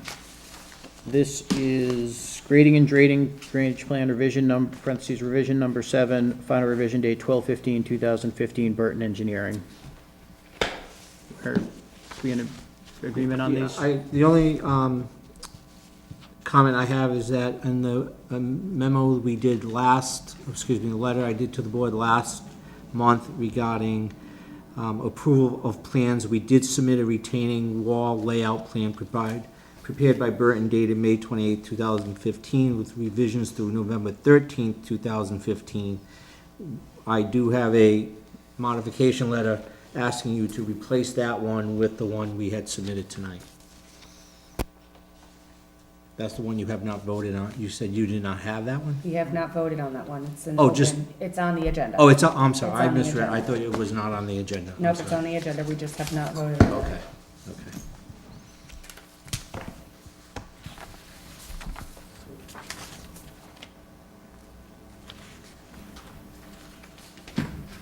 All right, so the last item left on the agenda is the retaining wall plan. Are there any questions on the retaining wall plan? Where is it?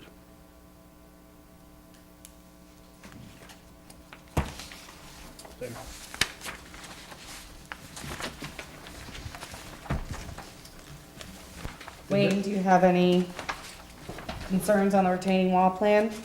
No. No concerns? Were there any open items? No. The only reason it wasn't closed out with your first voting decision was that it showed the slope going below lot 3. And that's why we left it off to the side. That's correct. Is- The intent of that plan has to do with other retaining walls on the site. It has nothing to do with lot 3. It just happens to be shown, that the slope just happens to be shown clearly and noted on that plan. Okay. But there will be a retaining wall, right? Not Going in through the, the. not in the location we're talking about in lot 3. Retaining walls in other places on the site. Dean, what you just referenced, you wanted to change something, so what's in here is not the final one? No, I'm sorry, I didn't think it was on the agenda. Oh, okay, so this is the final one? That is, You- yeah, you're- that's, okay. exactly, and I have a letter to that extent that I can provide. It's 1, 2, 3, 4, 5 from the bottom.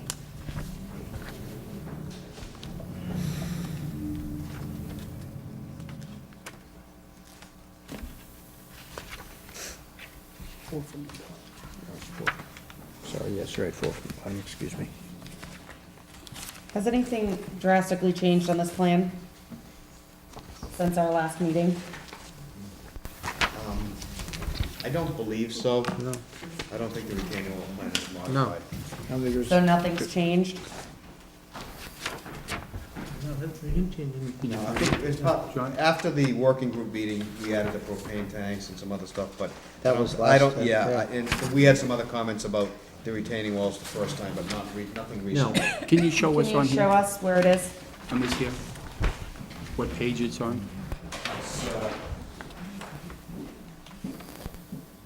Just has the name. It's the, Where is the retaining? This one. or the 6 sheet in.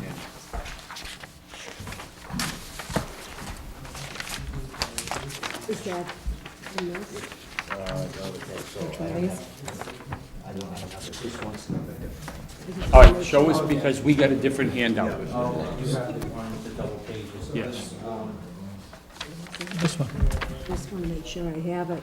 How would they send you that? Then we have. Halfway through.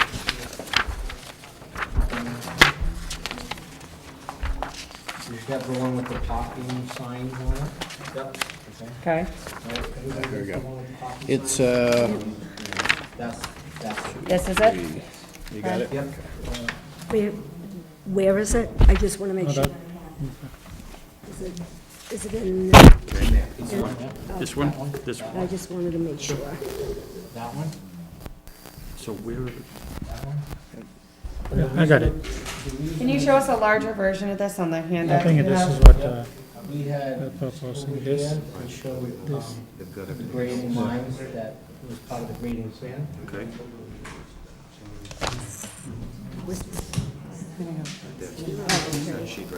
That encompasses Yeah. right there by the 1K. Also, there is some in here, I guess, this also.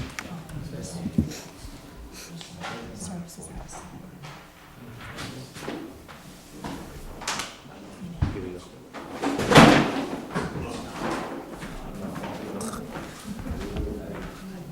So where can you show me?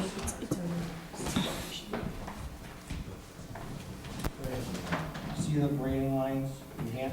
Okay. And they're called out on it, that's why I referenced it the first time. That's why it wasn't in the first Because vote. it was referenced, on the other sheet, it's not called out on any of the other sheets other than the retaining plan and the grading plan. Okay.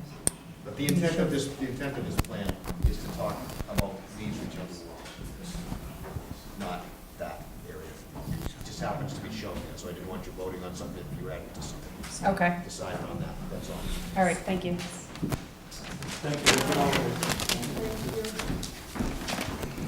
And you're happy with all these retaining walls the way they are? Yeah. They're very low, they're just modular block walls. To hold up some more slope. And they'll do the job that they're supposed to do. Yeah.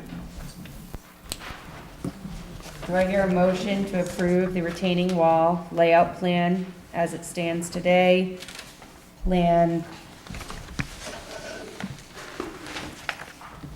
revision number 7, original date 5/28/15, final revised date 12/15/2005. So moved. 2015. 2015, did I say 2005? Sorry, it's getting late. 2015, so I have a second. A second. No. No? No, I didn't say no. All in favor, and I'm gonna start. Yes? Yes. Yes. Yes. Yes. So, Mr. Feeny, the clerk will write that up. So that actually goes through the 7 items that we had on the agenda tonight. We also have the review and possible vote on the restated amended comprehensive permit. And at this time, there's still items that need to be, I think you guys need to work together to get the list of waivers and to modify that document. So I'd like to put that for our next meeting, just have the review and the possible vote on the restated amended comprehensive permit. Well, I don't know, one is, it's just adding the waivers. We're not asking. We're not asking for any changes of waiver. We read the permits, we have the permits. We haven't asked for any new waivers. So we can attach it as, I don't think we have to wait to do that. We could come up with wherever we want to get the list from. It's attached to that permit. That permit was being 2000. Town council, I know you're furiously writing there. Or do you feel that you are comfortable with that document? No, and here's why.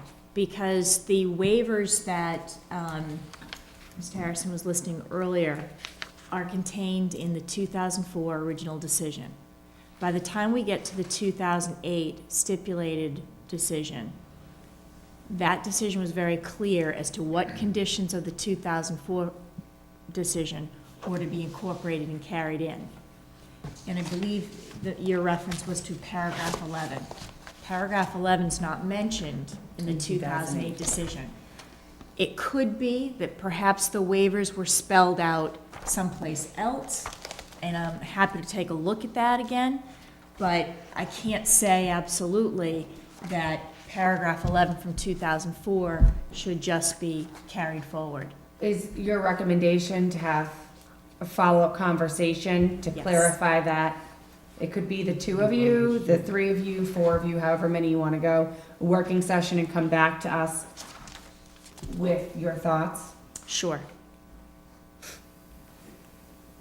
And unfortunately, there is one other significant item, and that is what work can the applicant proceed with at what point? We've had a discussion in a conference call with Dean. We were not agreed upon that. It really is the 3 phases as far as I'm concerned. Site work, foundations, and building. And that's really a discussion I think that the board needs to participate in. This is, paragraph 15 specifically addresses this. Yes, and the wording, the language now is that no work prior to the issuance of final approval. The applicant would like to be able to do site work. It also mentions foundation. As far as I'm concerned, foundation is part of a building. That's not site work. And the building inspector issues a building permit for foundations and for the building. Site work, once you have an approved plan, which these would be, do not require any permit normally. So that's how I see it breaking out. I think, given the state of the drawings, that certainly for a couple of buildings, I think it's unwise to do any foundation work until more work is done on that, until final approval is done. Site work to me is clearing and grubbing, much of which has been done. That slope, obviously, rough grading, utilities. There's a lot of work to be done. I think I made my feelings on that clear earlier. So, Mr. Ali, I know you had your hand up, so. I'm not trying to reinvent the wheel as every time it's been this thing. Whatever the permit was before, can we leave it like that? The previous permit? Can we So just when you get final approval from No, from MHP, but the construction of vertical construction, I wouldn't start it till I have the final approval. Can we, there's Hold two, I just want to understand because Member Benson suggested that he was clear on his feelings about it, and I guess I didn't get that yet. So I had two questions. One is, I believe in the town of West Boylston that you are able to get a foundation permit prior to getting a building permit, and I would ask the board to confirm that with the town official. There's two different processes. We're not asking for any process different for the building permit. We're asking that a foundation permit, if is allowable in the town as a separate permit, that we'd be able to obtain that prior to obtaining the building permit. And as part of the building permit, we will provide the MHP's final approval. And we're asking to complete the site work, and I think Mr. Monchon had stated his. Foundation permit is on my own risk because it's not. It's a separate permit. Separate permit. Right. It's on my own risk. Yeah, I know. The building permit is a separate permit than the foundation permit, as I stated. So that is, and I'd like to restate that the construction commitment, which is the risk of the construction lender, if they're not satisfied with the drawings, they're not going to lend money to the project. And they do have to close on the project. And they do have the right to be the permanent. Regarding, however, that's what we requested the board get further information, or that we could get further information, whether what's allowed in the town of West Boylston. I feel that if the applicant is, part of this process is the applicant is not supposed to be looked at as any other different builder in town. So while he might have had a past history at certain projects, this project is being overseen by the town, the construction lender, the permanent lender, and pretty much all the abutters.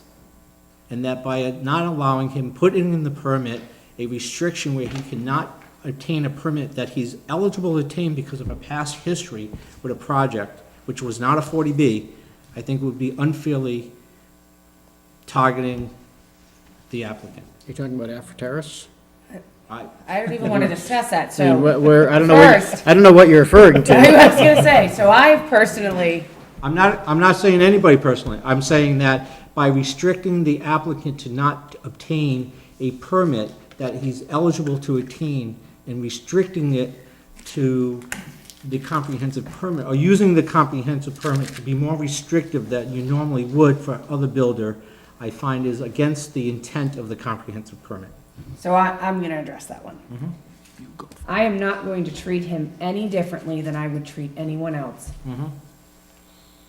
I believe everyone should have a final sign-off from MHP, I don't care who comes next, before doing work, and I've been very clear about that since, I don't know, the 4 bazillion meetings we've been in.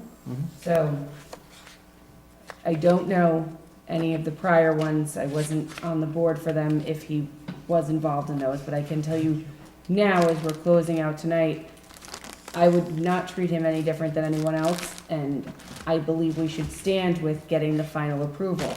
If you would request, I have no problem reaching out to find out more about a foundation permit.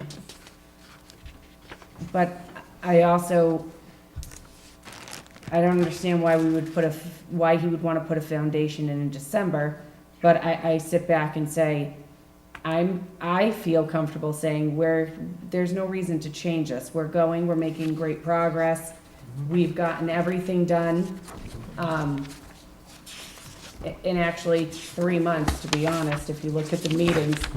I think we're on track and can wrap this up soon. So really, this is just dotting our i's, period. I don't think this is much. I think everyone has what they need, and I think another working session with you guys, you submitting what you need to MHP, and then It's not going to happen. The problem we have is, if these people come up with a working session next meeting and the permit will be decided, then the following meeting it will be signed.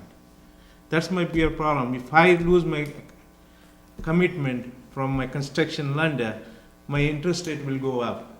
You are making it more tough on me by postponing it every time monetarily, because my interest rates start climbing in construction loan. So what I would suggest to the board is, in concern, if there is something to be attached, we'll attach it. Next meeting, I need permit to be signed so that I can proceed with my work. Foundation, I don't have a problem. If you don't want foundation till I get MHP approval, that's fine. Let me close the loan and get moving. so I guess I'm missing something. So are we on the same page? Did I miss something? So you're not gonna start any work till you get MH? The site work you want to start. Site work I want to start, not the foundation. The site work, Foundation? foundation and building. He said no foundation, No building. No building. until final approval. So that's what you wanted in there, Carolyn? I think it's fair, honestly. Okay, so entertaining this, I'm not saying, so all you're asking is putting those conditions in there so that you can move forward and submit the final? Do you have any objection to this? We've agreed to, let me just step back. We've agreed to every other modification or suggestion per the agreement tonight. The only issue was the waivers. And while it's not stated, it does state in the HAC decision, in the conclusion, the waivers of local requirements granted by the board in its decision are incorporated into this decision.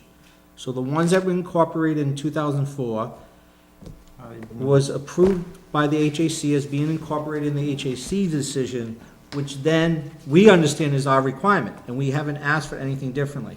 In the HAC decision, they also specifically identify, in the next decision by the town, they identified, I think, 5 specific conditions of the original permit that they wanted back in there, which they did agree, that applicant did agree to, and then we are further agreeing to it. So we can summarize that list, and you want to put that as, submit within 30 days, but we're not asking for anything We're not different. asking anything new. So I don't think the board should not have a problem taking a vote tonight, because we've agreed to everything the board council recommended. So you're agreeing to 15 as drafted by council? Except that, They would like to add Site work. foundation permit. No, No, foundation. no. We That's- took that's- foundation. No, no, foundation. no. Well, if I may, Yeah. it would say that no building or foundation Yes. permit will issue Right. until final approval. Yes. I agree with that. That's, Or yeah. you could read it to say that, except for site work. Okay, That way so, too, yes. Well, no, go ahead, sorry. no building, no foundation, but you can perform site work. Yes. Because there's a lot of. And remember, on site work, your peer reviewer has, in my opinion, done a very thorough review you vetted it, and the VHB contract includes funding for VHB to monitor for site work. Okay, I have this weird feeling we're all agreeing, but somehow it's falling apart somewhere. Okay, you go, but I feel like this all makes sense. None of that, as Carolyn drafted it, right here. Paragraph 15, exactly how she's drafted it. Why are we touching it? Because we want to add site work. They want to do. We want to make site sure work. it's clear that site work can be done. Just a clearance on that. So, It's a gray area. so,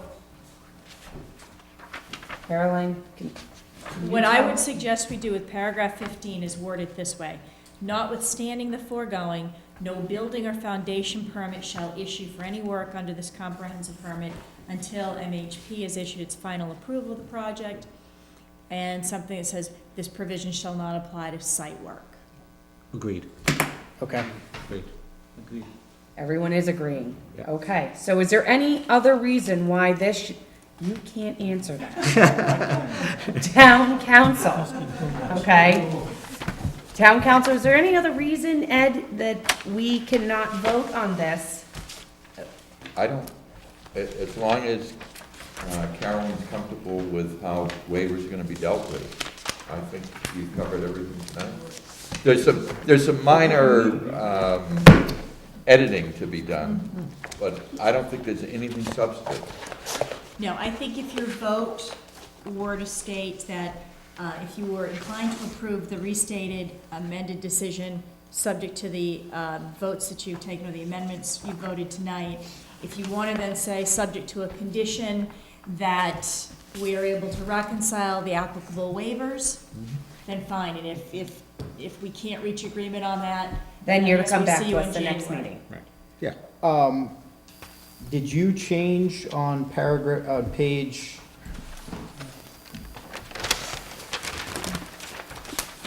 Page 9.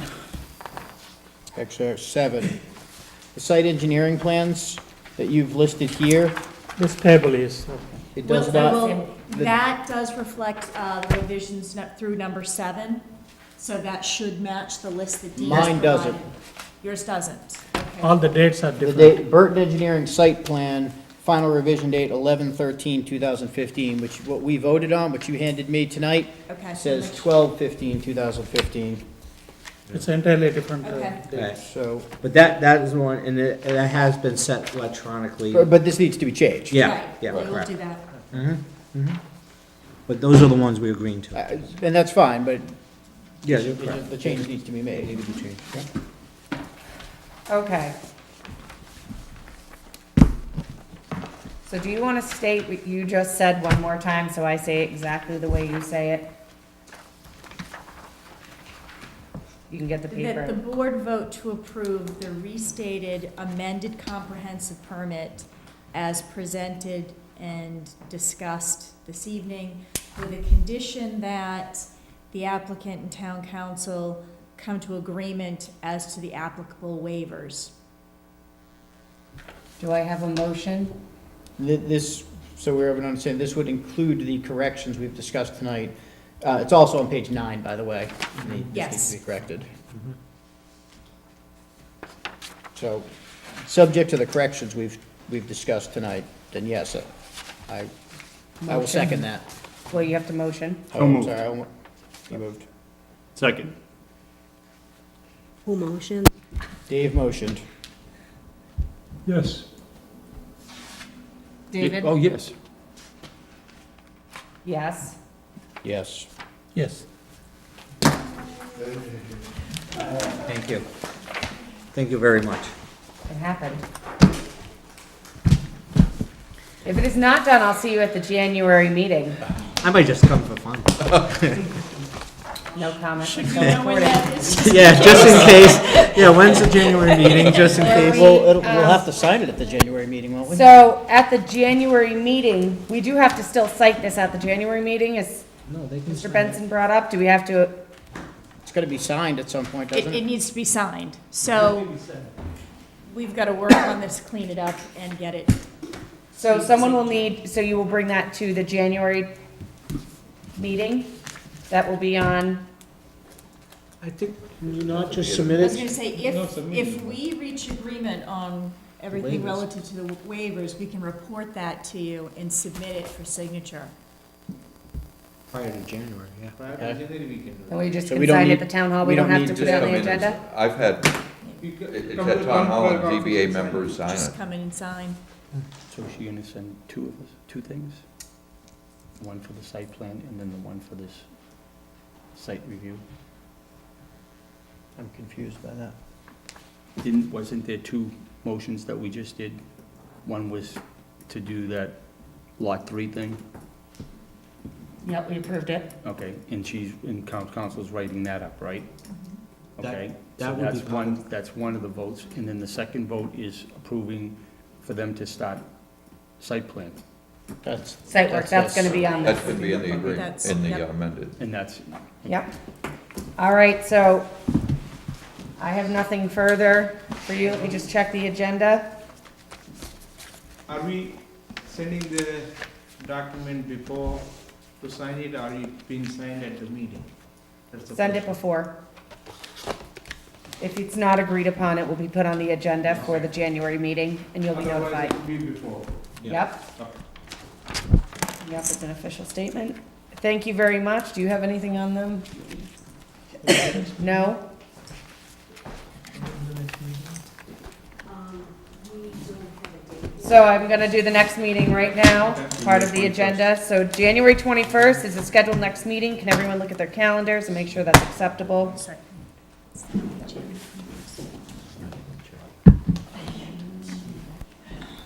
Steve's travel.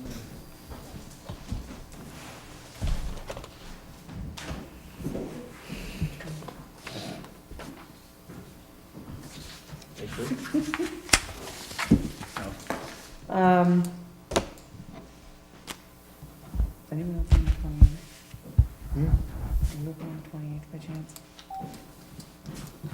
Either of those days will be okay for me. 28th or the 21st? How about the 14th? Yep. 14th's good? How's your, can you do the 14th, No, January? It's not good for me. A SWAT meeting. Are you serious? Yeah, You have a what meeting? SWAT. On the SWAT team? Yeah. 1, 2, so we will have to have someone stand in because the rest of us aren't available the other dates. Are you okay with that? No problem. You're not available on the 21st or the 28th? I'm traveling. The 28th, I'm hoping you said you weren't. I'm available all 3 of those days. Okay, so I lie. Is everyone available on the 28th? 28th, I am fine. It's not a good thing to announce. Okay, so our next meeting is gonna be on January 28th. We are gonna start at the bright hour of 7:15. So if you need to be on the agenda, you will be put on the agenda and notified. Thank you all very much. This has been a very big learning experience for all of us. Thank you. 3 meetings left. Thank you. Thank you. You're welcome. 21st, there's no meeting? Joby, you have miscellaneous mail and paperwork. Feed me as a financial Anyway, he'll come to Board the next meeting. and If we meeting need- minutes from November 19th. Do I have a motion to approve the meeting minutes from, Was it what's the matter? 21st or 28th? Anyway, he has to 28th come is for the the front hours. Front hours. Did you just say the 28th? Yeah, that's Okay, yes. great, thank you. Because you need the things that are made on the. Mr. Ali, I will see you at the next meeting, because on the agenda is Afro Terrace. Oh. You will be there. So Afro Terrace will be at 7:15 Yeah. at the next meeting, and On then 28th, on the 28th. you'll be seeing me then. It's exciting. Very excited. Do I have a motion to approve the November 19th meeting minutes? Yeah. Second, All in favor? aye. Aye. Do you have a motion to close the meeting? No. Do I have a motion from you, Mr. Femian, to close the meeting? So Second? Second. All in favor? Aye. Thank you. Good working with you. I'm planning not to be here.